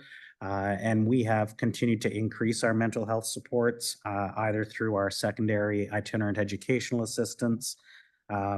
We've made additions to our social work complement, continuing to build capacity with guidance and student success teachers, but also taking a look at our place within a continuum of mental health supports within the community.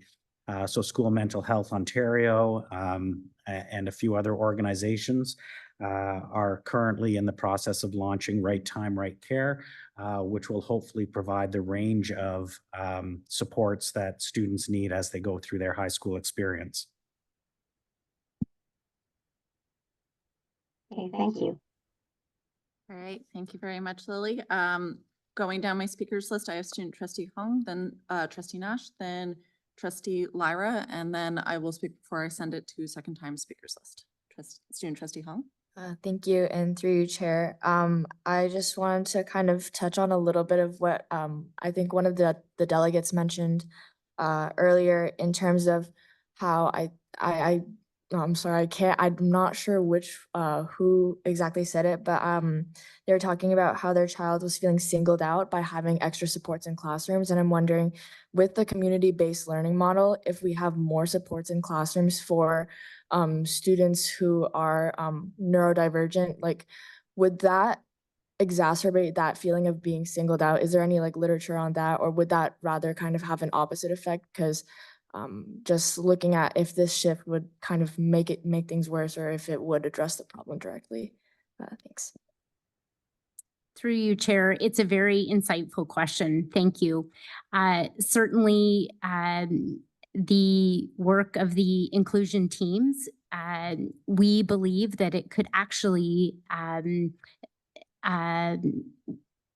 we actually believe that push-in supports could minimize some of the feelings and ideas of being singled out.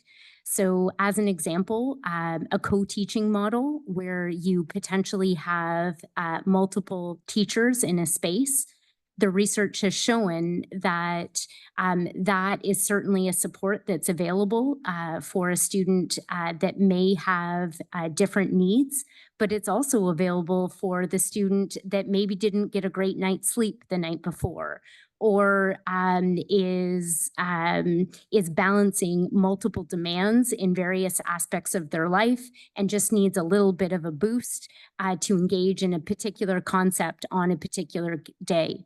So I think that is the beauty of looking at different supports, is that we all have days where we need a little bit of extra support for lots of different reasons. So it normalizes that process, and it acknowledges that it's not just because of a label or a different learning style that may require a different type of support or a different approach at any one time. Thank you. I just wanted to ask one more or kind of a separate question of clarification. I know there was a lot of kind of focus on the fact that there was only 15 students that were, I believe it was consulted in focus groups and interviews. And then I was looking at the 18 students in naturalistic observations. Is that the kind of the what you were referring to in talking to educators directly and kind of hearing their insights about students in their classes? Thank you. Through you, Chair, thank you. So the 18 students in naturalistic observations were done from some teachers who were supporting GLP sections, and those were the students that they had made comments on anonymously, right? We had entirely done not identifiable. And so your second question was about the teachers? It was just in reference to the if this was kind of like the comments that you were referring to earlier. Okay, yeah, I think I answered your question. Yeah, Okay, thank you. Great, thank you, Student Trustee Hung. I have Trustee Nash, then Trustee Lara, then Trustee Bell. Trustee Nash. Thank you, Chair, and through you. Something that struck me when reading the GLP report, and it's on page 29, we have one district, one program, yet 3 schools where the outcomes are different. Can you speak to that part of the report? Through you, Chair, certainly Trustee Nash, a very relevant finding of the study is the inconsistency in program delivery across GLP classrooms. And certainly this was also evident at our secondary sites. Another piece of our special education model that we are increasingly understanding is that it is certainly a challenge when you have a model that diverges from the majority of classrooms and educators. We've certainly had educators report on that it can be a very isolating experience being a teacher or an educational assistant in one of our specialized program classes. We certainly, as a district, and this is an experience that has been shared across the province, it has been more challenging to release educators to engage in professional development opportunities for the last many years. We're looking at 7+ years at this point. So in the absence of being able to pull the educators together, it has certainly exacerbated different approaches that have arisen organically in various classrooms across the district. In the last 2 years, as we became aware of some of this evidence, we have prioritized bringing together groups of GLP educators to focus on key work that will advance the learning in those classrooms. At secondary, I think it became clear to groups of educators that there was the possibility that they were underestimating some of the educational outcomes that were possible for groups of learners in the GLP. And very specifically, there were groups that started looking at different ways for students to earn credits. They certainly shared their experience in learning with us centrally at Learning Support Services. We then shared that learning to other sites, and those practices have continued to evolve. And so I am happy to share that now at all 3 of our secondary sites that do host secondary GLP classes, that there are similar practices and opportunities for students to earn credits. But it definitely remains a challenge in a district like ours that has the number and different types of specialized program classes to maintain consistency across the district in terms of the approach that's occurring in any individual site. Thank you. And just a follow-up for that, perhaps a more checks and balances, so something like this shows up much sooner so that it doesn't impact as many students as possible. And I'm thinking the same similarly when the heartfelt stories this evening. Would there have been a way for the parents to advocate for other services for their kids? And maybe again, as we go forward, is trying to find a way that parents can advocate in a non-adversarial manner, because you always want to work with the teacher and so forth. But sometimes that doesn't work. And so providing that mechanism and parents understanding what their rights are and how they advocate and the very precise channels they use, and perhaps there's an office, an ombudsman or something. Maybe I'm adding another layer there, but certainly confidence that they can get what they need for their children. Again, that a very more regular process to ensure that. I'll start, and maybe General Manager Kay wants to step in after. There are a number of resolution mechanisms in place in the district. We do have a complaints resolution process that parents can access. The Office of the Human Rights and Equity Advisor is another option for parents to explore the challenges that they're experiencing. We also have in special education a variety of processes around the IPRC because it is so highly regulated. There is the potential after an identification and placement decision has been made by an IPRC.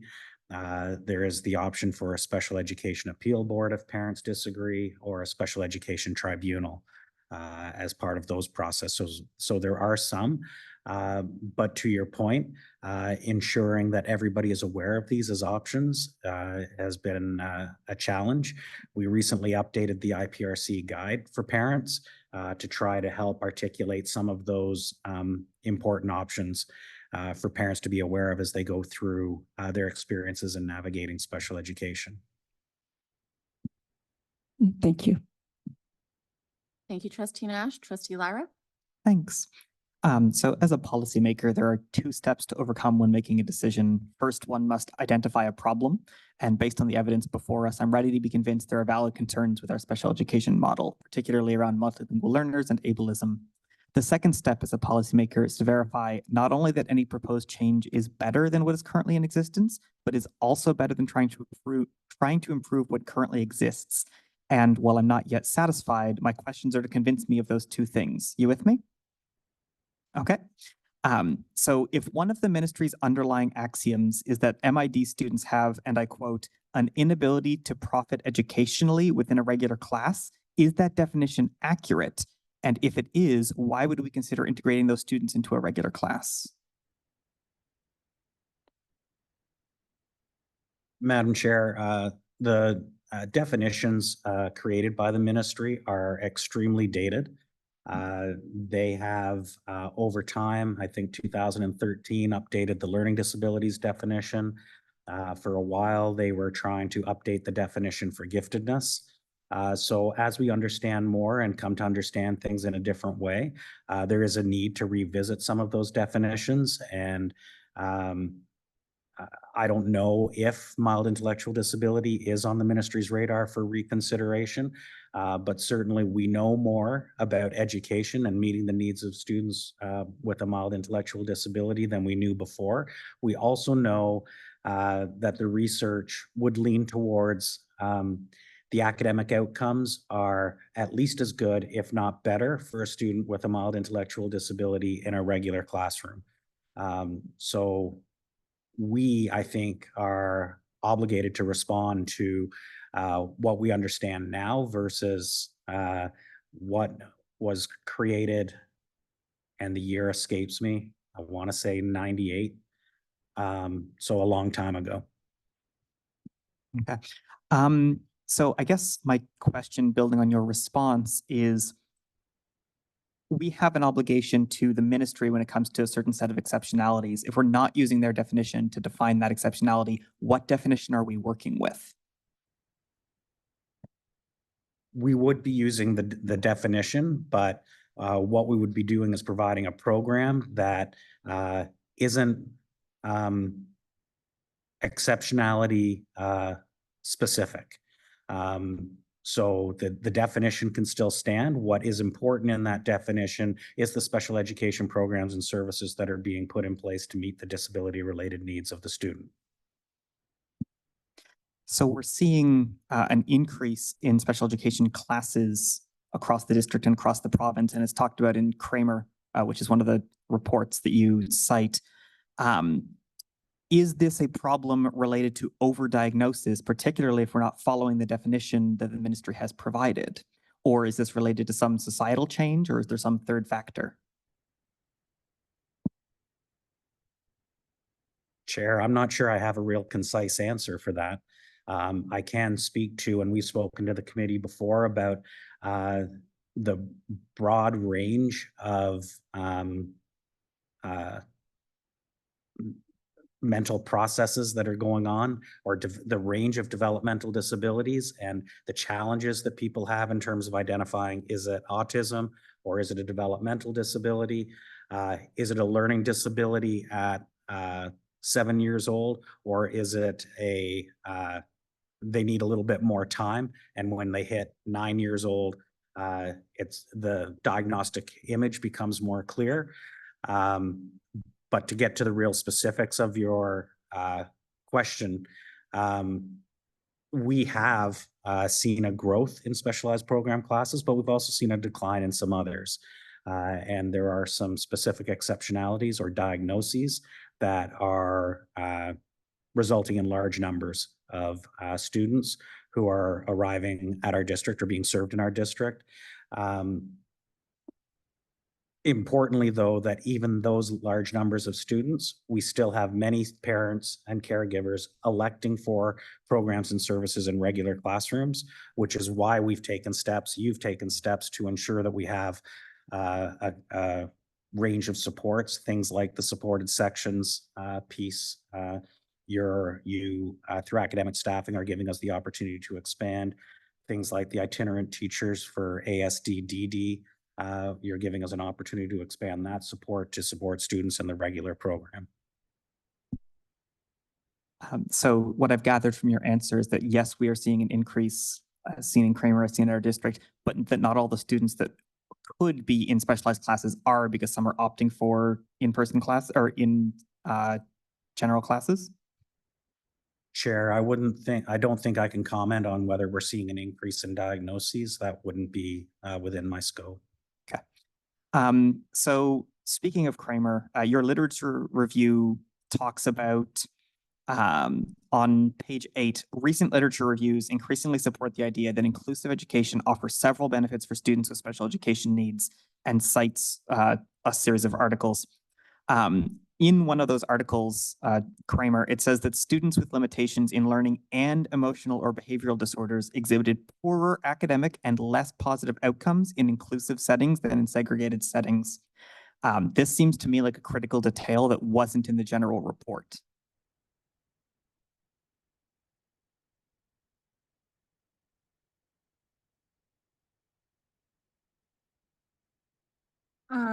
Through you, Chair, thank you for raising that. I would have to go back to the findings of the meta-analysis to confirm if that was said or not. I don't remember the whole article off the top of my head, but it is a very thorough meta-analysis, and my recollection is the findings do lean towards more inclusive settings in general. I don't remember that specific sentence, so I can't comment more than that. Okay. I would just add, Trustee Lyra, the opportunity that we had last week with Dr. Jillian Parekh certainly looked at kind of the body of research in general, which has been pointing to the benefits of inclusive models when we are looking at the 3 domains of development. So the personal, the social, the intellectual. When she did speak to us about the number of meta studies that are available, and when they corrected for ability of students on standardized measures, overwhelmingly, the studies did find that educational outcomes were improved when students were served within inclusive settings. She did point out one study that looked specifically at math instruction, where there was some evidence that students' confidence in that setting could be facilitated in a smaller group setting. So I think that's what's interesting as we embark in really important work to reimagine what supports could look like, is how we can take elements of our model that we know are positives and are highly valued by students and families, and how we might continue to evolve to meet the very unique needs of students that we see before us today.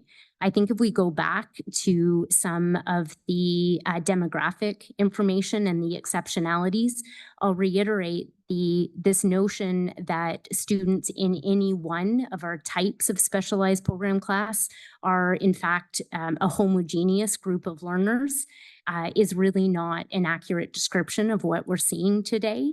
And I think that's an important piece of information as we are looking to envision or to contemplate what a support model could look like that would meet the disability related needs of the diverse learners that we are seeing in each and every one of our schools. Okay. I'll put a pin in the argument about Kramer and the things that happened in the meta-analysis because it's not going to be productive. I do have a question about the percentage of students entering other programs that are not in the district database the year prior. So the report talks about how a significant number of students, and it was a bar graph, and it was somewhere between 5 and 10, joined the district from other places. And I was wondering if that's higher than normal, lower than normal compared to any other program that we have or any other grade that we have.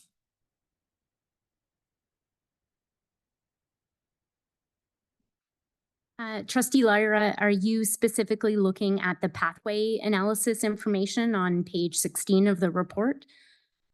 I neglected to write down the page number, but that sounds like it's the right part of the report. It's a bar graph with a series of pages, or sorry, with a series of, nope, further down.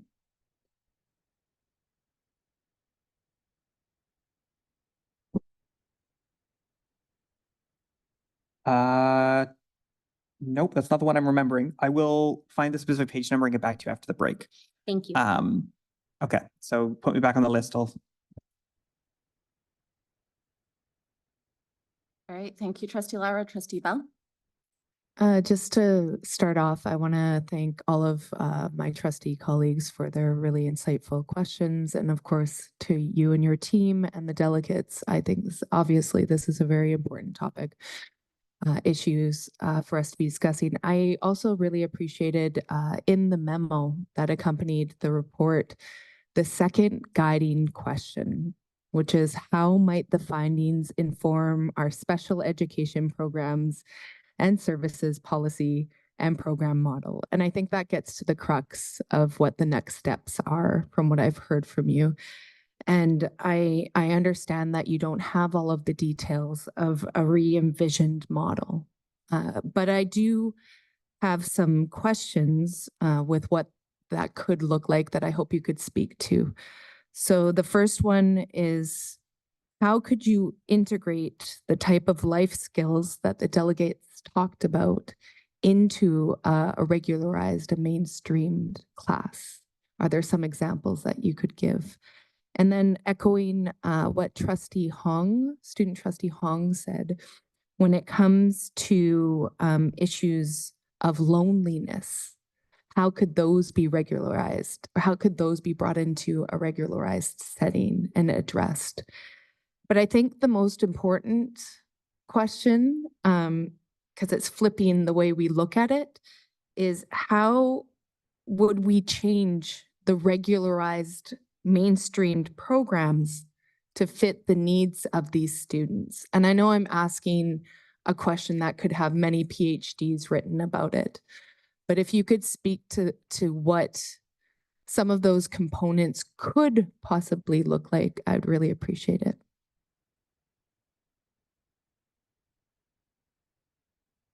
Through your chair, I'll start and certainly ask Peter to weigh in as well. I'll start with the notion of isolation and in creating that sense of belonging, which we know from our mental health professionals is just absolutely key and is the foundation on which academic success is built. I think it would be very interesting to consider a system. We have gotten highly effective at sifting and sorting and grouping and sending students to many different types of programs across our district. I think it's interesting when you complete analysis of what groups of students would look like if they all attended their community school or a school in the vicinity of their neighborhood. And I think that reality now is that all of our schools have students who have different types of learning profiles. And I think if we look at structures that are, what are we doing in each and every one of our schools and in our classrooms to create environments where everyone is accepted and where everyone belongs. Certainly something that really resonated for me when we had the opportunity to learn with Dr. Parekh is if you have a special education classroom that's being particularly effective at creating that sense of belonging and community, well, what's going on in that classroom? And why isn't that? I think the question is, why isn't that going on in every other space or classroom within our buildings? I think looking at extracurricular activities and clubs that maybe have a focus of divergent learning profiles. I think we have a lot more work to do to be inviting of the true range and nature of our learners and making sure that everyone feels valued and a contributing member of their school community. I think life skills is we can look at in a very similar way. So what can we learn from our sites that are doing that work really well? And why can't that be happening in more of our community schools? I think what's exciting about that work as well is it is absolutely essential and critical for some of our learners, but there's many other learners that would benefit from that same focus on acquisition of life skills and maybe a real engagement tool for them. And maybe particularly beneficial for learners that may be coming from different home environments that maybe have less opportunity to develop some of those critical life skills. And I will turn it over for Peter to address the third area of your question. I'm not sure which the third area was, but was it around changing regularized programs to meet the needs of students? Okay, thank you. So that gets to a culture question. And one of our ongoing struggles has been you can't do this work with a foot in both camps. And there is research that would suggest if there is a place to send a student, it reduces the intrinsic motivation to meet the needs of that student. So for example, a student with an MID diagnosis, something happens that reduces the ability of educators to meet that student's needs because they have a place to go.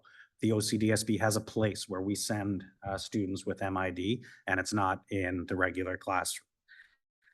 So there is that challenge around having a foot in both camps. I just did a quick calculation, so don't quote me on these numbers, but there is the potential to have 120 teaching FTE and 200, probably 170 educational assistants FTE that would then help inform a revision model, an evolved model. So the important part that I really want to get across is that we need to shift to culture by making sure that we layer in the special education supports that we are already investing in across the district back into schools that would get to meaningfully including students in their regular school classes. Inclusion also doesn't necessarily mean same space, same air all the time.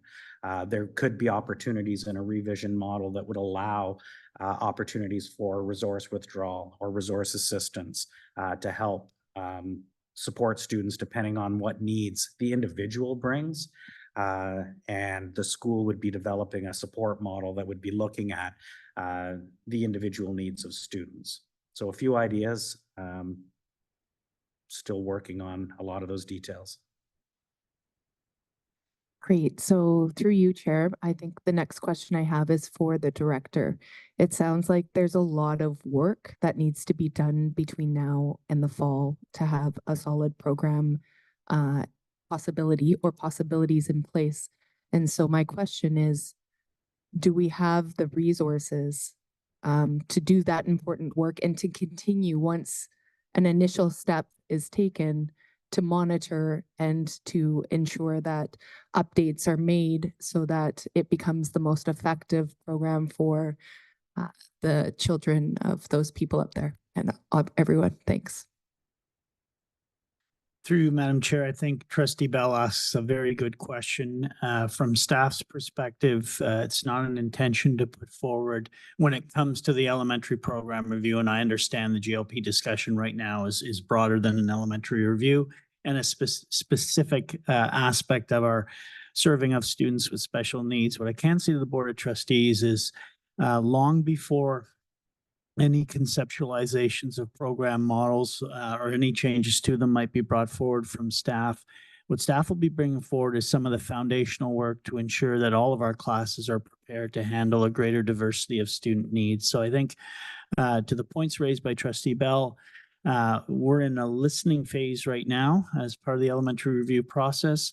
We do know of some, as Manager Kay mentioned, high yield instructional practices that we need to ensure are prioritized in our working classrooms, and that staff would look to sequence some of the fall's reports to ensure that some of those pieces of support for every classroom are in place, including the nature of those instructional practices. For instance, is just one example because it was mentioned earlier, but it's more complex than that, of course, and that would be in place and brought forward to the Board of Trustees as information prior to any decision-making pieces so that trustees have the full context of what a multifaceted, multi-phased in approach might be for any change that could be taking place if the status quo isn't maintained. So very, very good point.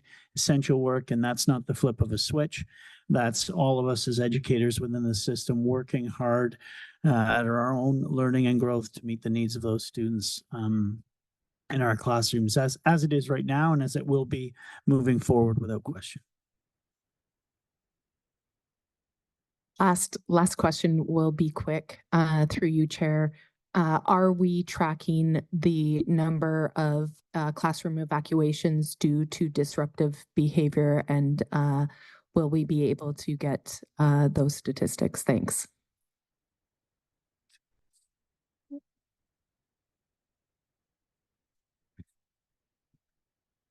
I can start, Chair, and through you. In LSS, we don't track those, but we are involved frequently through multidisciplinary team support. So frequently in situations where that is happening, there is a need for a multidisciplinary team response to help develop programs and strategies for that behavior to fade. I do know as part of the occupational health and safety work, there is a tracking mechanism. I just don't know if they are tracking that specific issue. Hopefully we can have a follow-up to that question. Thank you very much. Great, thank you very much, Trustee Bell. Before I go to second time speakers list, I'm going to ask if Trustee Jenkins can take the chair, as I do have a few questions. Certainly, go ahead. All right, thank you. So I've really appreciated the discussion tonight, and I am sure that it is a long but rewardful night for you folks to come and present this. But one of my questions that is standing out after hearing all of the commentary around the room is kind of the next steps for this report. So this is presented as a matter of discussion tonight, and I am curious what staff envision as the next steps. Is there a plan to bring something forward? Are you really tying this into the elementary program review? And where can we as trustees really help and support these next steps? Through you, Chair, and thank you, Trustee Milburn. It's an excellent question. We are right now partway through our communication plan with regards to the report. So you have heard me talk about the groups we've already had the opportunity to share with. There are other important key groups that we have yet to reach. We do have plans to meet with our educational assistants who support general learning program classes.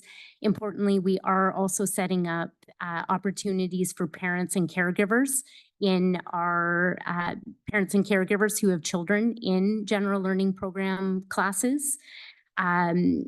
Part of the power of a report like this is you see before you the analysis of findings and the interpretation by the evaluation team. Our understanding of this continues to grow with the different groups that we have these conversations with. And it's that will continue to add to our understanding of what potentially a re-envisioned model could look like. I think it's also a very important point for us to stay focused on. Certainly, broader program structures have a direct impact for our special education service delivery model. So in a very real example right now with our current configurations and the number of different types of elementary program classes and the historical trend where students with special education needs have only been served in our English language program. That has caused in some situations a very high proportion of students with special education needs or more diverse learning needs in one particular stream of our elementary program. It's pieces like that that do have an impact in how resources are allocated, in how we deliver special education programs.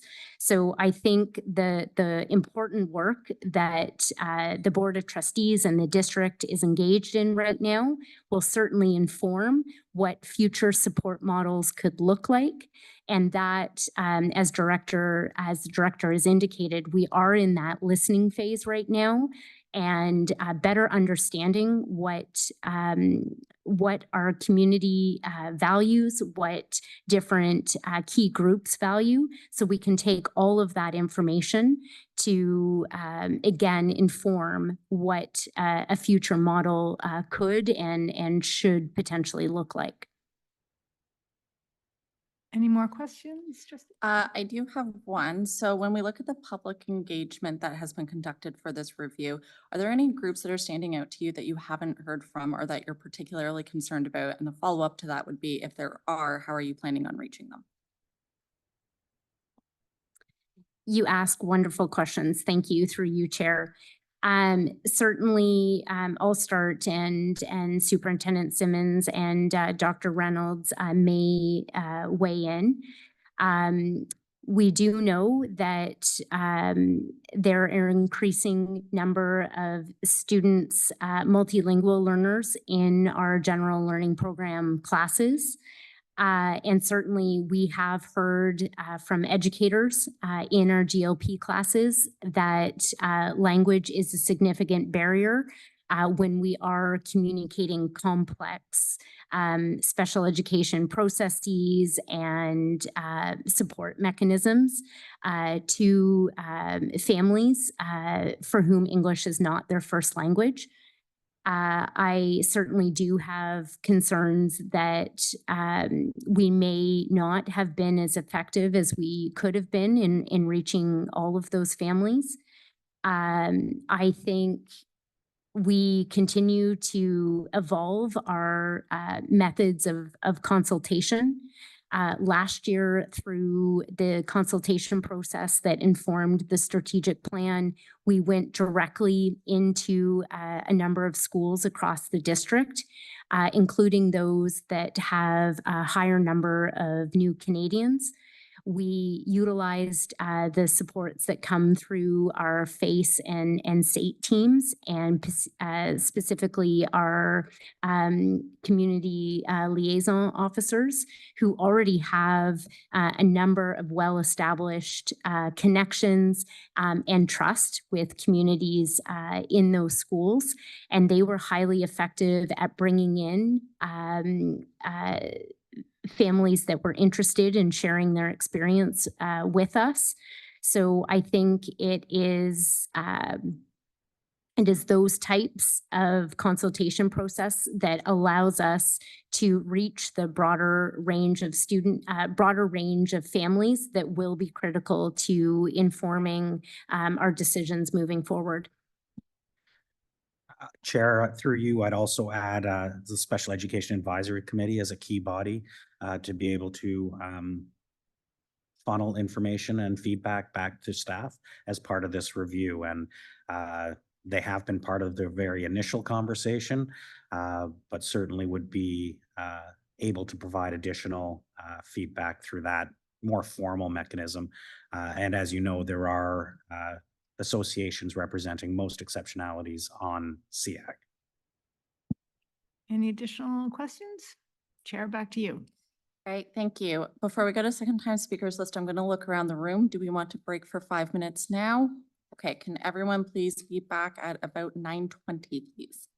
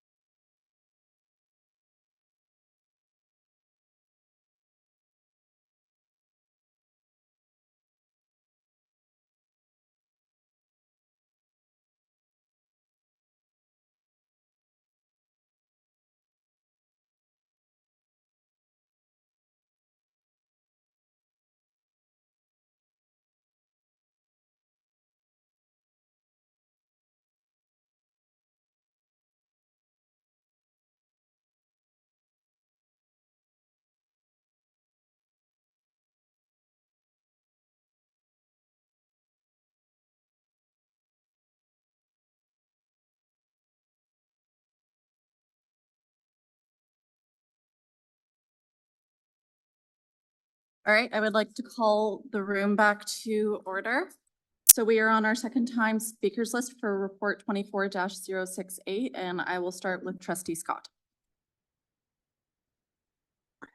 Thank you. Looking at the time and given that we have another very lengthy report on an equally important topic to discuss tonight, and given that there aren't any decisions to be made in the immediate future, I'm wondering if others would be willing to forego their second question. I certainly am.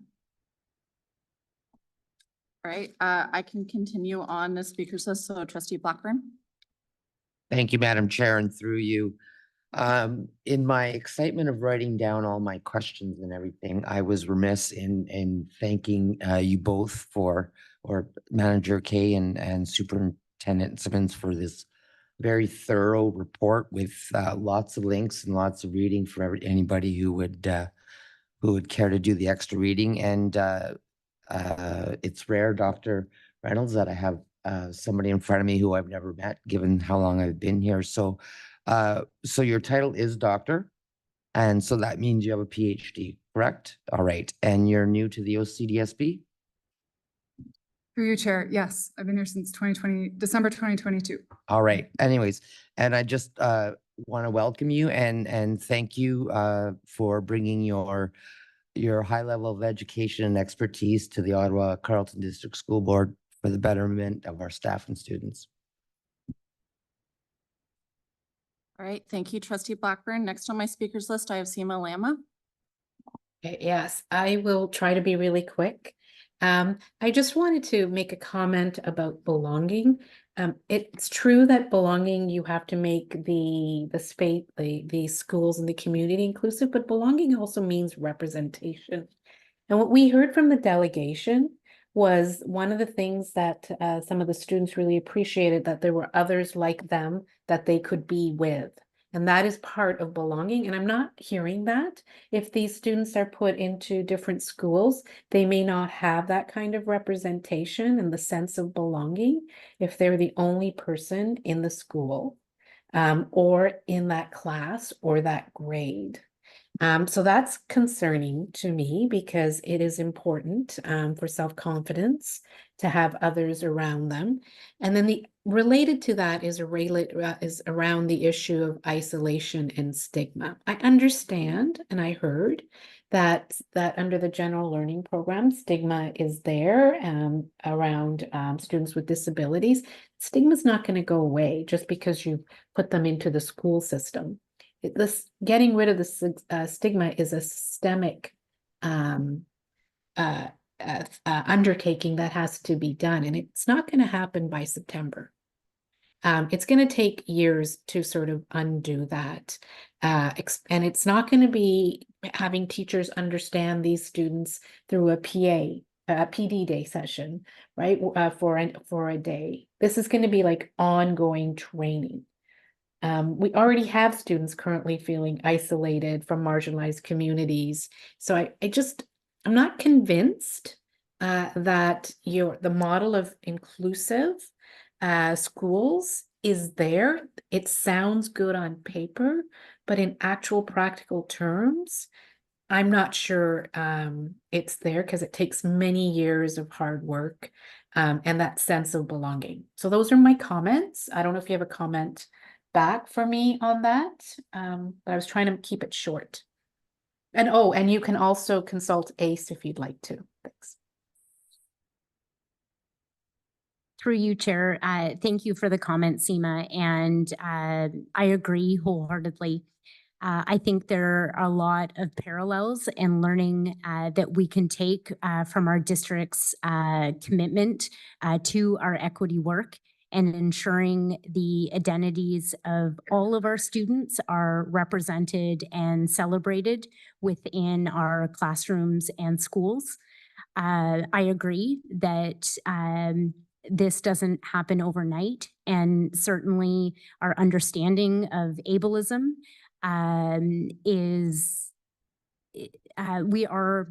we are more deeply understanding what ableism looks like within an educational context. And certainly I think supporting our school teams and our staff in that learning will take time. And the good news is through work that has been done with our roadmap, has created that foundation for working with our staff and our school teams. And certainly as we expand that to notions like ableism, we have the template and we can move forward. I think when we look at the work that we have done thus far with inclusion, we have started off on small scales. We've learned, we've prototyped, we've developed, and we keep making progress. We understand that there is a long history in this district with one type of special education model, and it is certainly not not a system that we would suggest or recommend changing overnight. It is going to be small, consistent work where we're continually learning, analyzing, revisioning, and then moving forward. Chair, if I may just add, I don't disagree, Seema, with what you're saying. But when we have a model that could be disproportionately impacting students in different ways, the fact that it's hard isn't a reason not to do something. And that is a challenge that we have before us to continue to find ways to ensure that equity goals are met on a district and systemic level. All right, thank you. And moving on, Trustee Lyra. Thanks. So I'm going to start with my follow-up question. Page 16, it talks about 5% of students coming in from outside of the district. Could you elaborate, please? Through you, Chair, and thank you, Trustee Lyra. We were specifically with that area looking at the pathway analysis. And certainly, although it was not specifically, your question was, would 5% be similar to other specialized program classes or programs in terms of students from outside of the district accessing? 5% is of that particular entry point of the GLP, specifically grade 4. And when we look at approximately 208 students enrolled in elementary GLP classes, it would be, in a typical year, we'd be welcoming 30 to 40 new students. Therefore, that 5% represents a very small number that is likely very much in line with new students coming into the district to various of our other programs and or streams. Thanks.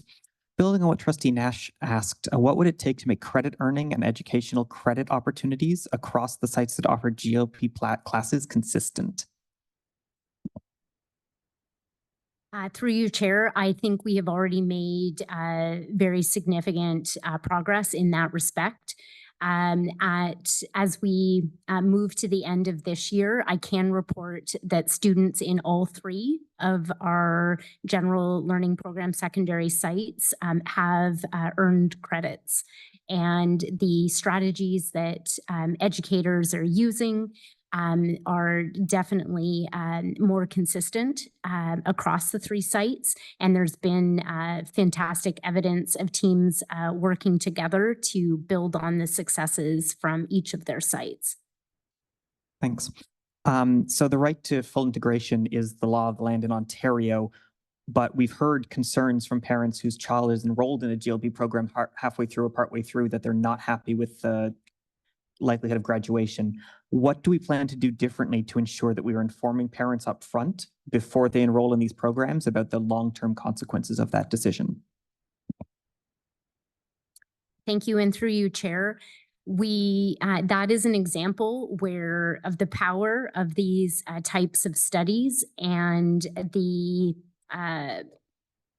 the actual reports. We have had the opportunity to share with various groups of our staff. We will continue to work with our principals and school leaders so that when parents are making the very big decision to access various of our specialized program classes, that they are fully informed of likely outcomes of the model and various points for them to consider, both positive and negative. We have a communication plan that we're rolling out, or? Yes, so certainly we already have mechanisms where we regularly bring together groups like our learning support consultants, which are key members of this in-school special education team. So through those network meetings, we regularly provide updates about new learning and what we would be considered best practice across the district. We have been working with various of our learning support consultants to have scripts and templates to guide communication with families to ensure that all of the important points are being covered, and in an effort to ensure consistency of practice across our school sites. I'm glad to hear that. I think it should help with multilingual learners. Based on what Seema said, it's written on page 31, an educator talks about the sense of isolation in schools because the classes are alone. Would the educators not feel additional pressures to support individual students in a fully integrated model if they're the only one in the school?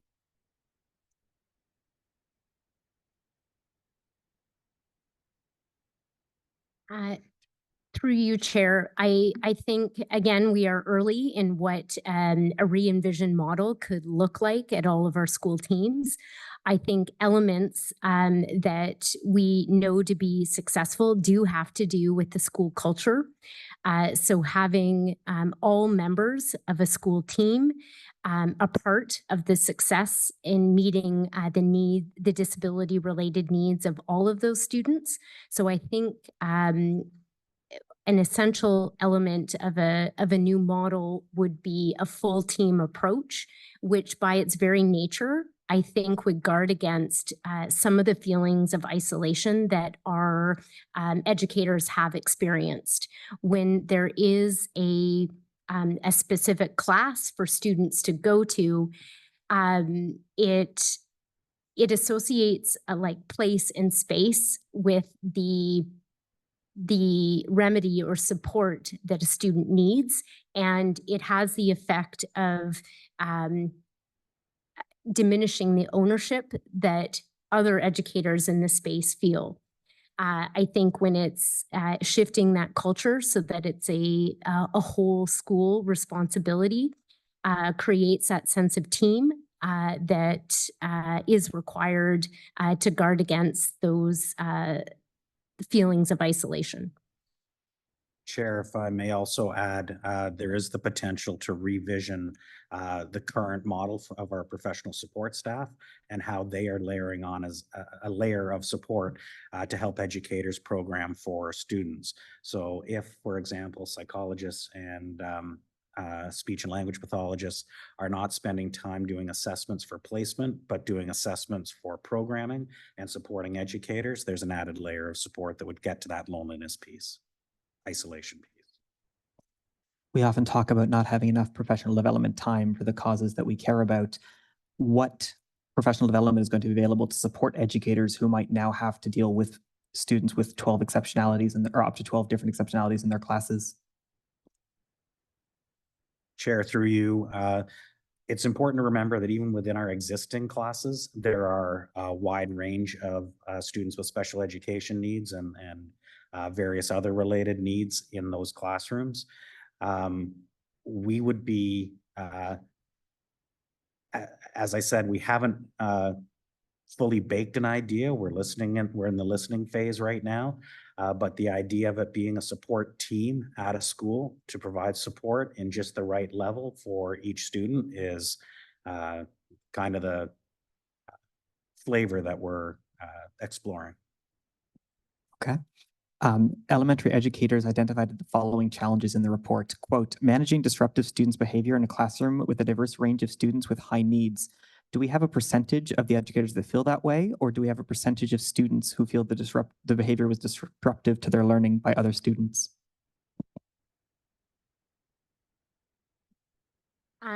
I will certainly ask for Dr. Reynolds to lend her perspective. But again, with the focus groups that we ran for our educators in the GLP program, the qualitative analysis looked at themes. So it wasn't necessarily broken down to, X number of educator reporting that.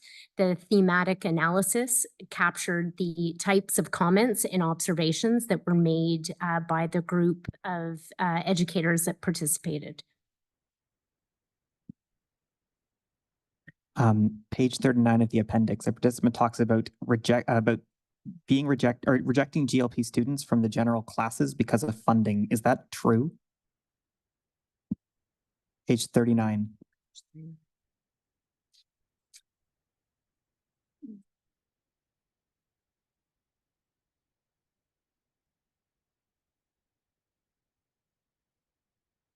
Can you repeat which specific section of that page, Trustee Lyra? It says page 39 of the appendix, a participant talks about rejecting GLP students from general classes because of funding.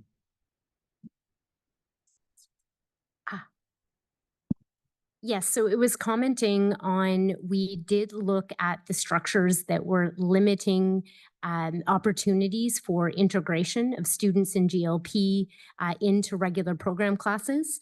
So you'll know that 2 of the 3 sites that host secondary general learning program classes are at our adaptive sites. Regular program classes at those sites have a cap of 17 students. So we did find that at those sites that it was often difficult to have regular classrooms that had space to welcome students from the GLP to integrate into. So when we better understood that phenomenon, that is an example of a shift that occurred during the study.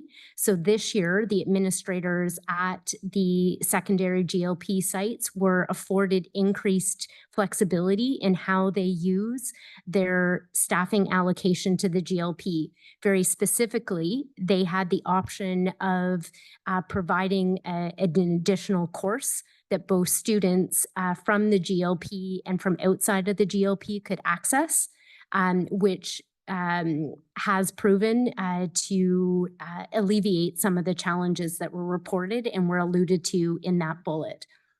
Very glad to hear that has changed. So what is the expected pathway if we were to make a change for a student who's now 2 or more years behind their grade level to rejoin a general classroom? For people currently in the GLP program, what is our plan if we are to change the model?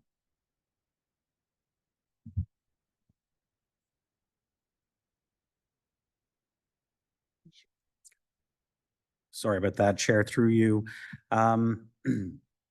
So it would have to be a multifaceted plan.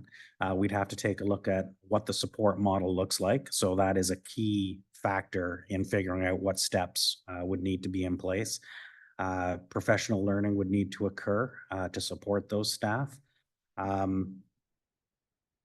think without having a clear model, it makes it really challenging to talk about the key phases that need to occur.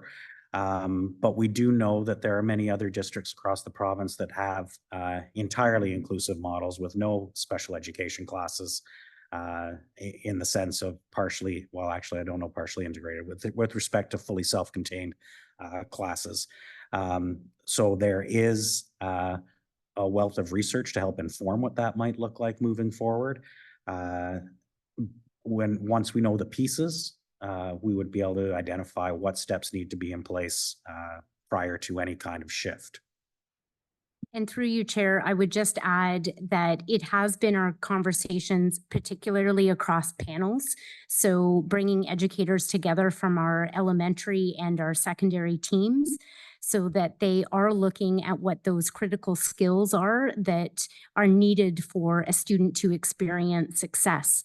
So I think sometimes we get focused on the number of years that or number of grades that a student is behind, but it's other aspects like, for example, the level of executive functioning that a student has that can be more predictive of their success in a regular classroom environment. So many of our educators are very adept at creating multiple access points for students to access curriculum at a level that makes sense for their learning. As we continue to grow and expand, it is some of those collateral skills that we know also need to be developed to ensure success for our students. Okay, thank you. Following up to Trustee Blackburn's comments and the comments about high expectations, what precludes us from creating high expectations for our students currently in the GLP program? Because we've talked about making sure that we have all of our students being pushed to achieve everything they possibly can. What's stopping that from happening in the existing program? Chair, through you, there's a wealth of research that has identified that as a phenomenon of having fully self-contained special education classes. And many, many districts, Ontario and beyond, have struggled with that exact, the answer to that question. One of our challenges is our ability to provide professional development with release time and those kinds of things. But the research would point to generally a pretty consistent outcome around lower expectations in those classrooms. So for example, you might walk into a classroom of 16 students and find 16 kids working on the same math program. So in that situation, we need to make sure that we're providing individual education plans and meeting the individual needs of each student. And we know that it happens because we have classes where teachers are doing an incredible job of accommodating and modifying program to help build student needs. So I guess for me, the answer to the question is it has been such a consistent report in the research that there's something going on systemically that is resulting in lower expectations in some of those classes. Disappointing, but thank you. Trustee Lara, before we pass it over, the director would like to comment. Through you, Madam Chair, thank you. Just to add to Superintendent Simmons and General Manager Kay's comments, one of the aspects that we can't lose sight of in self-contained classrooms that's very, very influential for the learning of students, in particular their learning trajectory, is the absence of some of the peer modeling on some of the behaviors or competencies, skills, knowledge that those students need. And in the self-contained classroom, that's much, much more difficult to achieve. Not that there isn't benefit from being with any of your peers, but the fact that it'd be an absence of many of the peer modeling aspects that would be contained in an integrated classroom is also a consideration as to why the research is so strong in that area. One of the, I guess, the response to what the director has said, and that we've heard both from these delegations and from others, has been the importance of having peers that the student feels are able to connect with. So you have students who get invited to birthday parties, students who get invited out to hang out with their new friends because they're able to connect with other students in specialized classes in a way that we often do not see in an integrated setting. And we can support them as much as we can at school, but they would struggle, or what we've heard is that they would struggle to build those sorts of connections in the integrated setting. Those are all of my comments. Thank you so much for indulging me. Thank you, Trustee Lyra, and thank you very much, staff. And what I may recommend to both the director and staff is if there are any outstanding questions that folks didn't get to ask, we can provide them to you, and you can provide them in an answer in a memo to trustees that will be publicly available for everyone to review. So with that said, I'm going to hand it back to Superintendent Simmons to introduce report 24-078.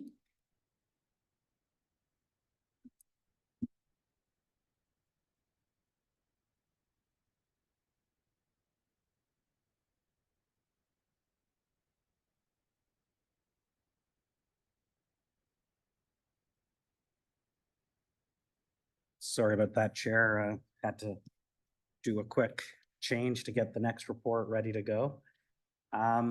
So very excited to be bringing this work forward.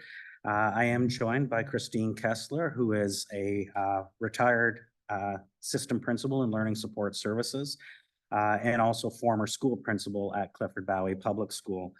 When we first contemplated doing a review of this nature, it became very clear that without some additional support, we weren't going to get through the work that needed to get done.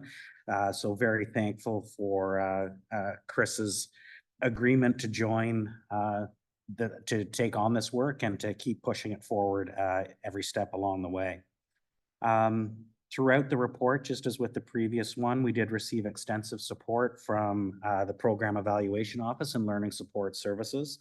And I did mention in the previous report, Dr. Fairbrother and Dr. Reynolds, who were key supports in getting this work done to the point where we're at now.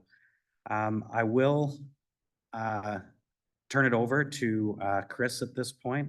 I don't know if I should call you system principal anymore, so it's hard for me, but I'll turn it over to Chris to take us through a brief overview. Thank you, Peter, and thank you everyone for welcoming me this evening. If we could have the next slide, please. I'd just like to touch on the nature of this review and why it happened and how it was approached. The approach was guided by the work of Dr. Mike Fairbrother, as Peter mentioned, who's since left the OCDSB and he's gone on to do some other work. The approach was a collaborative evaluation approach whereby key stakeholders were included throughout the review process. And the review focused on special education programming and services and supports at the two special education schools, Clifford Valley and Crystal Bay. In terms of special education services, I would just like to remind everyone that according to the Ministry of Education, that includes facilities, resources, as well as support personnel and equipment. So that speaks to part of the scope of the review. The reason that the review was undertaken was to ascertain whether the programs as they exist currently are meeting the changing needs of students. And the last review was actually done in 2010.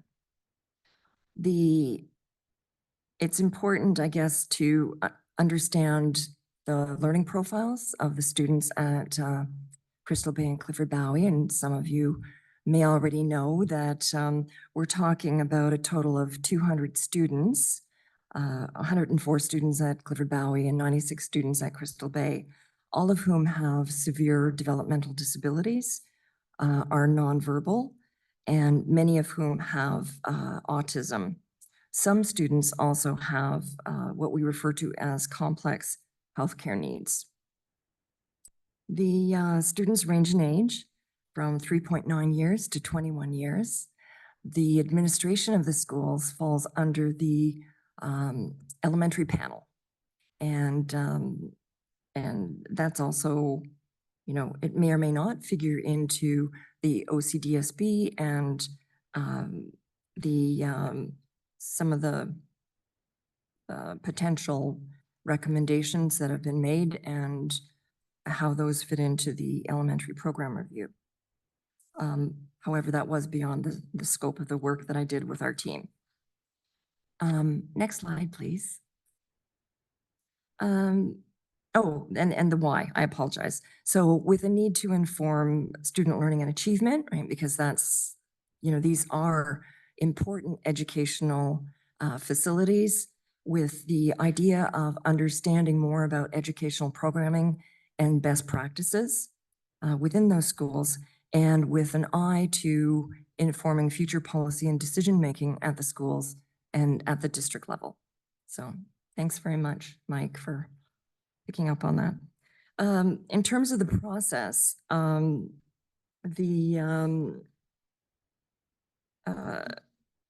an interdisciplinary working group was established soon after I came on board.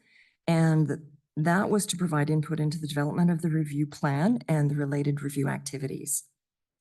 Consultation was based on common themes across stakeholder groups, and these themes were explored using a mixed model design. So that's the use of qualitative and quantitative data. Areas of exploration included educational programming, staffing, and facilities. We truly benefited from the participatory approach that Dr. Fairbrother guided us through. By that I mean that there was a lot of back and forth with school councils, principals of the schools, and along the way, the working group benefited tremendously from the involvement of members of school council from both Clifford Bowie and Crystal Bay. And specifically, those parents and caregivers were involved in the development of review activities designed to engage parents and caregivers. So those school council members were directly involved in the creation of the surveys, or the survey that was provided to parents and caregivers, as well as the focus group questions that we used to engage parents and caregivers. They also provided valuable insight into how to best engage parents and caregivers at both sites. The review activities started with the collection of student data, and that was undertaken for both the 2021 and 2022 school year, as well as the 2022-2023 school year. An academic literature review was also conducted, jurisdictional scan, as well as the focus groups that I mentioned and the parent caregiver survey. The focus groups were held both virtually and in person. And the survey was provided in translation format as well as hard copy and electronically. So we really tried to reach as many parents and caregivers as possible. In addition, there was an anonymous staff survey of both teachers and educational assistants who work with the students at both schools.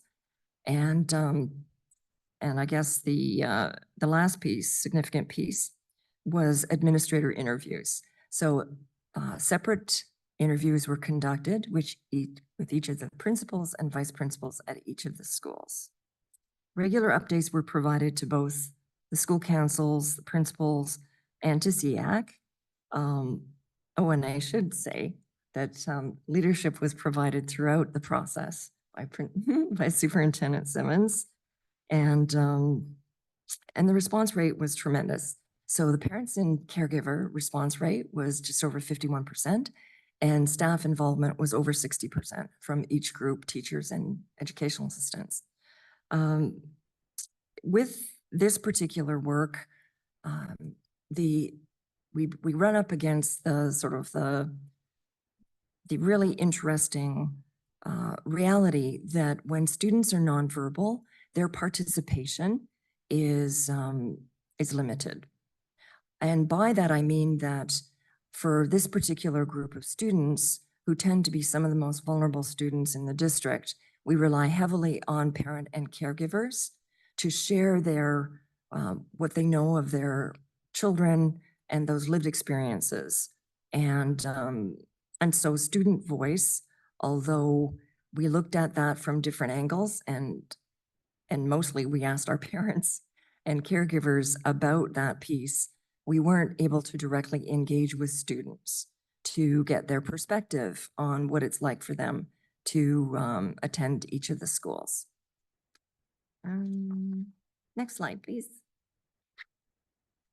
So the findings are fairly extensive, and they cover various areas because of the types of questions that we asked. And we wanted to get a sense of those experiences that students have. We want to understand experiences of families. We wanted to understand the experiences of staff and administrators. We also wanted to sort of form a baseline of who's actually attending the school. So we we asked for demographic information from the parents and caregivers. And in fact, our working group members who are parents and caregivers felt that this was truly an important piece. So with that in mind, we move forward. And although there's a lot embedded in the report, what we consistently found among the group of parents and caregivers is their sense of belonging to the school community was quite strong, that they overwhelmingly felt that they were understood by staff and supported by staff, and that their children had important relationships. Staff also spoke to those relationships with students as key pieces, foundational pieces, in terms of promoting student learning.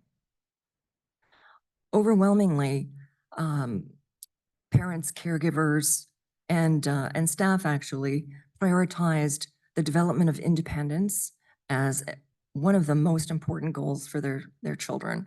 So as much as each child has their own potential and youth and young adult, it was extremely important to everyone who was involved in the learning of the students that independence be prioritized to whatever degree level that each of the students were able to attain.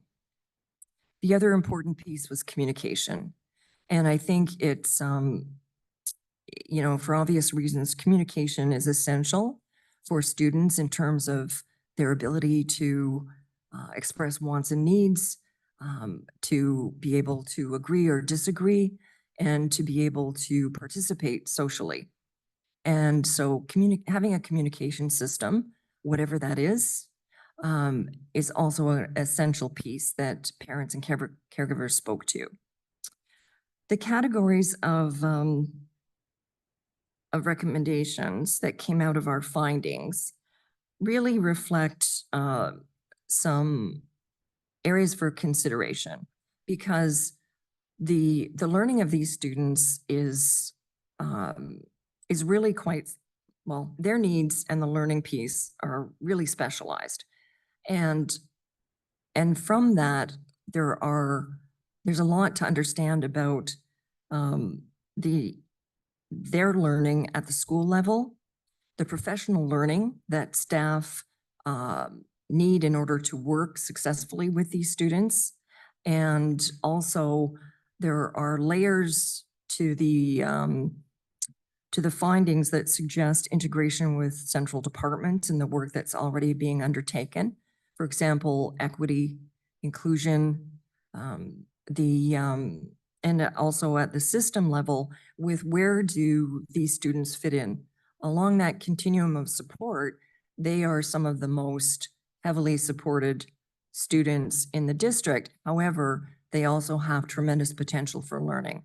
And it's important that we found as the team working on this piece that we want to ensure that those people in leadership who are responsible for system decisions understand that the focus needs to remain on learning and that the systems that are in place should reflect that, that importance.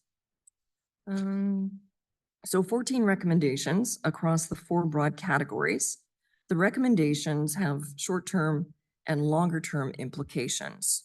So some of them have already started to be addressed through the work of learning support services, and that would be in areas such as professional learning and staffing.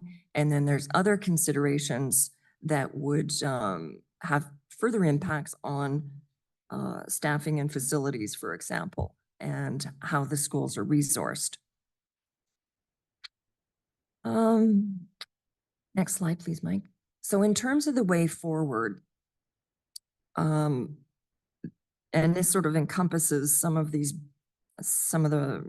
considerations and recommendations. I think that we heard Dr. Fairbrother and I in running the focus group sessions and meeting with school council. We heard that the parents and caregivers of students at Crystal Bay and Clifford Valley do feel marginalized. They do feel that a number of initiatives undertaken by the district do not reflect their lived experiences and may not be inclusive of their perspectives and the realities of their children's lives and learning.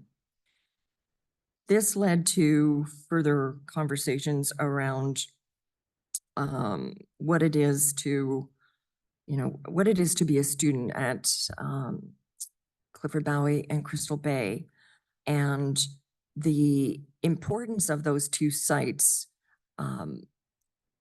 in terms of establishing a safe learning environment where they felt that the dignity of their children would be regarded, respected, and that there would be there wouldn't be the attitudinal barriers that some parents and caregivers reported experiencing in community schools. And that speaks, I think that speaks to what Superintendent Simmons and Manager Kay spoke about in terms of culture and the culture that exists throughout the district, where there are, not to suggest that this is everyone, but there are those across the district who work in our community schools who may not be comfortable working with students who have intellectual disabilities, and especially those who have more complex learning profiles and more severe intellectual disabilities. And that's something that may not be easy for us to hear or to wrestle with, but I think that it's important that we honor the families and the students at these schools by being honest with each other. And so because of what we heard, because of the success that students are experiencing at Clifford Bowie and Crystal Bay, one of the recommendations at this time is to maintain the two specialized schools.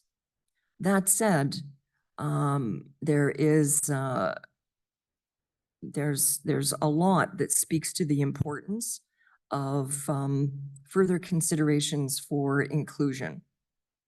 The reality is that geographically, the two schools are not close to other community schools, and therefore the students are really limited in terms of their interactions with neurotypical students and with and other opportunities. If you think of it in a more simplistic way, in order for students to develop communication, they need to be able to practice communication. And the reference point for these students is only other students who are nonverbal. Also, increase awareness of ableism across the district, and that has already been referenced in the previous report. And really, it's not to, it's not to sort of be heavy-handed in an approach. It's to start the conversations, right? Because the district, well, in my experience, I'm going off script here, has done a tremendous job of holding a mirror up and looking at our efforts. Well, I'm not even I'm kind of outside the school, have efforts to address, work with other marginalized students and families. This is one area that I think still needs to be looked at. Our attitudes towards people with more severe disabilities, with intellectual disabilities. And that is the intention in the way that the recommendations are worded. And so what does that mean? Well, it means, it means asking all of us to change our lens, right? It means asking all of us to think about ways to be inclusive and to bring that into all of the aspects of decision-making and looking at policy and procedure, and to differentiate professional learning opportunities for staff who work with students with complex needs, even though it's a challenge for all districts when the ministry is so prescriptive in how they want professional activity days to be used. And so I'm being asked to wrap it up. So yes, because I could go on and on. It's just a bit of a passion area for me. So wanting to end, first and foremost by acknowledging the families and their tremendous, the trust they put in us, our team, as we did this work together over the past little while, as well as the staff and administrators who gave of their time and shared their passion with us, to acknowledge the leadership of Superintendent Simmons, who always believed in this work and wanted to see that it that we got to the an end point, and also just to thank the district for this opportunity to be part of this important work. Thank you very much, Chris. And just in wrap up, so trustees are aware, we have had an opportunity to share this report and discuss at the school councils. It did not, we weren't able to do it at the SEAC agenda, at the SEAC meeting in May, but we will be taking it to the SEAC meeting in June. So please do pay attention to those minutes to get the flavor of the conversation from SEAC as well, in addition to what's going to happen tonight. All right, thank you very much, staff. I do have a speakers list started, so I have trustee Nash, then trustee Lyra. Thank you, and through you, Chair, and I want to give my heartfelt thanks to former Principal Kessler and to the team that to conduct this report.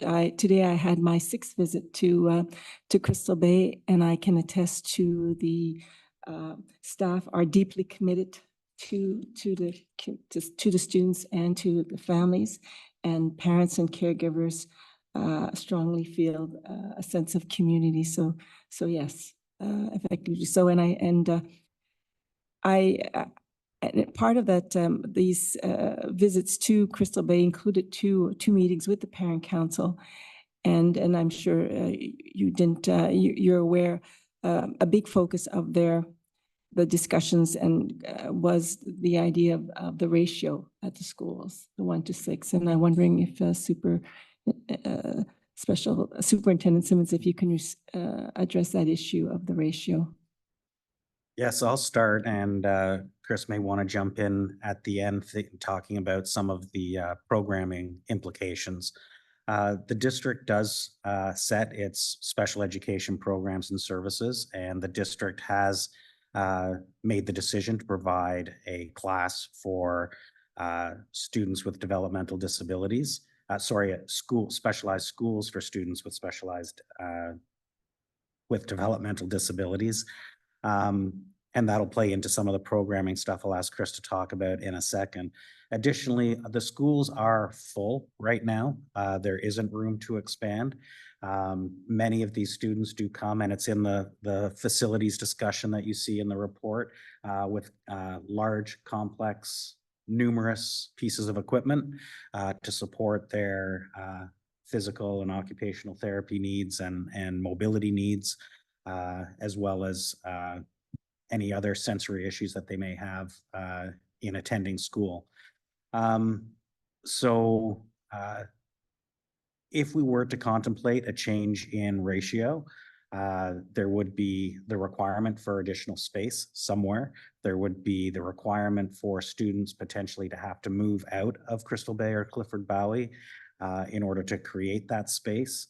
It may, so the additional educational assistance support, additional teacher support, likely additional professional support, whether it be speech and language pathology or communication disorders assistant, and what have you.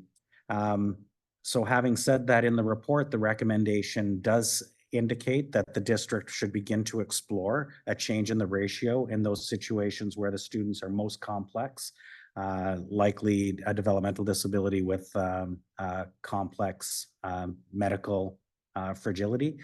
And we will continue to take a look at that in consultation with the communities around moving forward. Again, there is a resourcing issue and how we would go about doing that.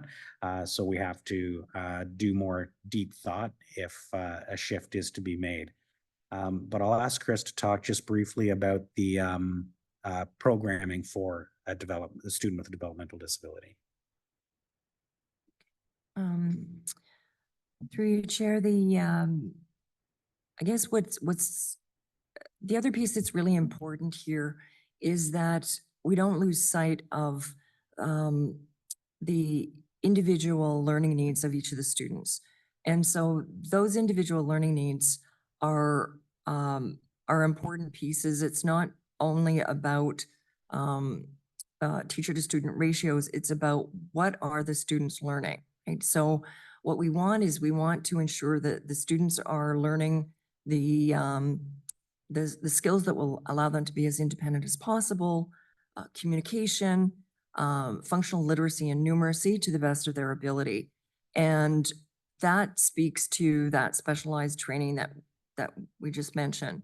There certainly is evidence that some of the more vulnerable students with complex medical needs and high behavioral needs may learn better with a smaller teacher to student ratio. But it doesn't necessarily mean that all of the students at the two schools would automatically benefit. The programming piece is essential to and ensuring that the educators have the tools that they need to be able to differentiate instruction. So the report speaks to two important areas: differentiated instruction. Again, the fact that even when we congregate students, they're not homogeneous in terms of their needs. These students, similar to some of our other students, are on alternative programming. So the individual education plans really are the basis for their programming. And that automatically speaks to differentiation. So it's really important that through that combination of differentiated instruction, as well as instructional approaches to understand their learning profiles, learning needs, and the creation of meaningful individual education plans, that combination, as well as staffing, is what produces the best outcomes for students. Thank you. You mentioned Superintendent Simmons and also former Assistant Principal Kessler about that you put forward short and long-term measures. Can you speak to that? Yeah, so some of the work has already begun. So for example, we are having conversations with administrators around the district around ableism and inclusion of students with special education needs and with disabilities. So there are some things going on there. We've recently released, not recently, within the last year and a half, we've released the Learning Support Services Guide for Students with Special Education Needs. And that's a tool for teachers educators to help inform their decisions as it relates to programming for students based on their exceptionality. So that gets to one of the recommendations, for example, to talk about that number 11, creating alternative program guidelines for the specialized schools. So there's an additional step there to elevate what we've done to get to that level. But we have begun that work, and I've met with the team in Learning Support Services to carry on that work moving forward. So there are a number of things that are underway, but when we talk about things that are like creating more classes and staffing those classes and those kinds of things, they're going to require more time to think and collaborate on how to do it in a meaningful way, as well as within our existing special education budget parameters. So there are some inherent challenges with that, but we're committed to engaging in that conversation with people to try to find creative solutions that might help move us in some of those longer term ones. Thing that's prevalent throughout the report, and I see that at the school, and as was mentioned, is that the profile of probably 95% of the students are nonverbal. So communication is extremely important. What can we do in the short term in terms of that work? Madam Chair, we have taken some steps and trustees have made decisions that have helped support that work through the addition of communication disorder assistance, as well as speech and language pathology support to help develop programming that would be appropriate based on the unique individual needs of the students. We also have increased the number of itinerant teachers for ASD and DD.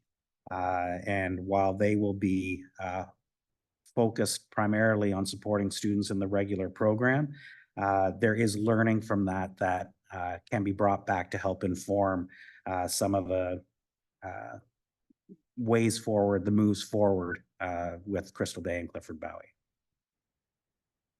Just to be clear, so are we augmenting the number of CDAs at Clifford Bowie and Crystal Bay?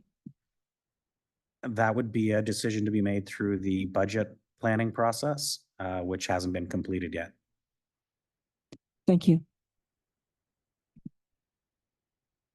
All right, thank you, Trustee Nash. Before we continue on with our speakers list, I am going to say with about 10 minutes left for the 10:30 vote, if we do not get all of our questions in, we'll provide them in writing and there can be a memo to trustees that will be publicly available.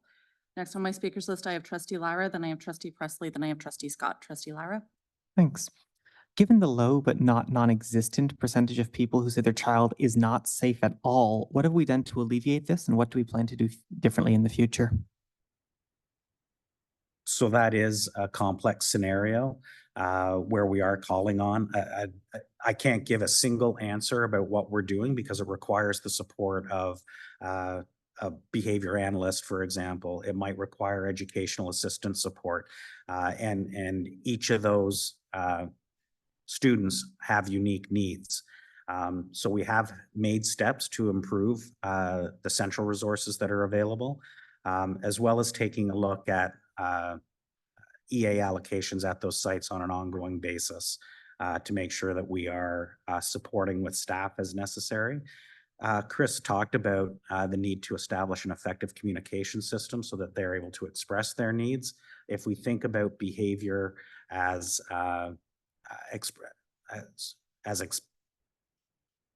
communication, thank you, as communicating a need, whatever we can do to help support the establishment of a consistent communication system will help in developing skills moving on. So there are a number of things underway, and we do call in a wide variety of multidisciplinary professionals to help inform educators at the school level. Thank you. What would it take to open a third site? Chair, the question asks me to project. In the report, it does talk about if there are additional classes to open them in community schools. And then we could potentially create that sense of community as well in community schools with multiple classes in the same site. There would be a need for the site to be accessible, enough room to provide the storage requirements that I talked about earlier with equipment, training for the school staff as we work to support those students. There may be a requirement for facility upgrades. A lot of students do require lifting frames and those kinds of things, modifications to toilets and what have you. So there would be those considerations. Additionally, the staffing, both teacher and educational assistant staffing would be a requirement. And I guess transportation would be a concern. I guess the reason I ask is that we are seeing an increased number of students with these program needs. We have a limited capacity. And if we are saying that this model is successful, that we want to continue with the sites that we have, would it not make sense to expand the model that we have into a third site versus creating a different model or a new model that is substantially different than the site-based model we currently have? That could be an option. I know from a human rights lens and speaking with our human rights and equity advisor, there are some concerns about replicating that model, expanding that model. To be honest, and we would have to do the work on it, but if we were able to put a few different classes in a given site, we would be able to accomplish a lot of the same things that we're talking about around inclusion, where there's an opportunity for specialized programming, but also an opportunity to benefit from, as Chris was mentioning, students with well-developed communication methods to help practice that communication. We have to think eventually at 21, students are going to be going on to assisted living environments. Some may be in the workforce, depending on their abilities, and creating opportunities where they have an opportunity to interact and practice that transition in the school system may serve them well into adulthood, well, post 21. Okay. I guess if there are concerns from the Human Rights Office about the model as it exists, would they not apply it at the same two sites that we already have? And I guess where I'm having trouble is squaring, if you have concerns about the model as it exists, would it not apply to these sites, or you accept that these sites are okay and you say we're willing to expand it? I can't see us trying to say these two are fine, but all the future ones would be a problem. And Chair, problem may have been an overstatement of the feedback, but certainly additional layers of consideration that are being offered through the Human Rights and Equity Advisor's Office. And Chris? Thank you very much. I guess there's there's a bit of a gap in making the recommendation to maintain the two schools. There's a bit of a gap right now between what the schools offer and what and the positive student outcomes, and what the system may not be ready to absorb students with such high needs at this time. And yet that is the right of a family to choose a community school as the site for their child's education, as I'm sure you know. So really, when we looked at this, and maybe it wasn't explicitly stated in hindsight, I'm thinking about that now, in the report, one of the reasons for maintaining the two schools is the district isn't, in my professional opinion and based on what we heard, isn't ready to dismantle the two congregated schools. Other districts have. The only other districts that maintain congregated schools are the Toronto District School Board, and they're wrestling with that based on the interviews that we had with those folks, as well as Hamilton Wentworth. And they have a very low number of students left in their one congregated site. So across the province, there's been a movement away from, solely congregated sites for students with special education needs to more opportunities. And I would, in coming up with the recommendation to maintain the schools at this time, it was basically an acknowledgement that the readiness isn't quite there to allow for the dissolution of the schools. So you're not going to like this question. That's going to be, when do you think the system will be ready, if you believe that the goal long-term should be to fully integrate those two sites? Are we talking 5 years? Or are we talking 50 years? I think so much of that depends on the outcome of the elementary program review and the capacity that we build amongst staff in the next little while. We talked a lot about our work with Dr. Parekh at York University, who indicated that as you're implementing this kind of change, you kind of have to accept that there's a 3 to 5 year window of growth and change and acceptance that people will be going through. It's hard to give you a specific answer, because I don't know. We won't have the capacity to do that work while we're doing the other work in the elementary program review, depending on the outcome.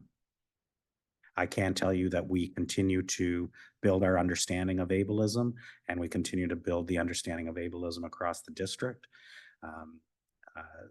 So those are also factors that could influence future decisions. Trustee Lara, we have come to 10:30, so we are going to be taking the 10:30 vote. So I will be calling to see if, I will call those in favor to go past the 10:30 vote. So all those in favor? And that does not carry. So as we said, staff will provide our questions publicly. We'll provide our questions so you can do a memo publicly to staff. Thank you, everyone.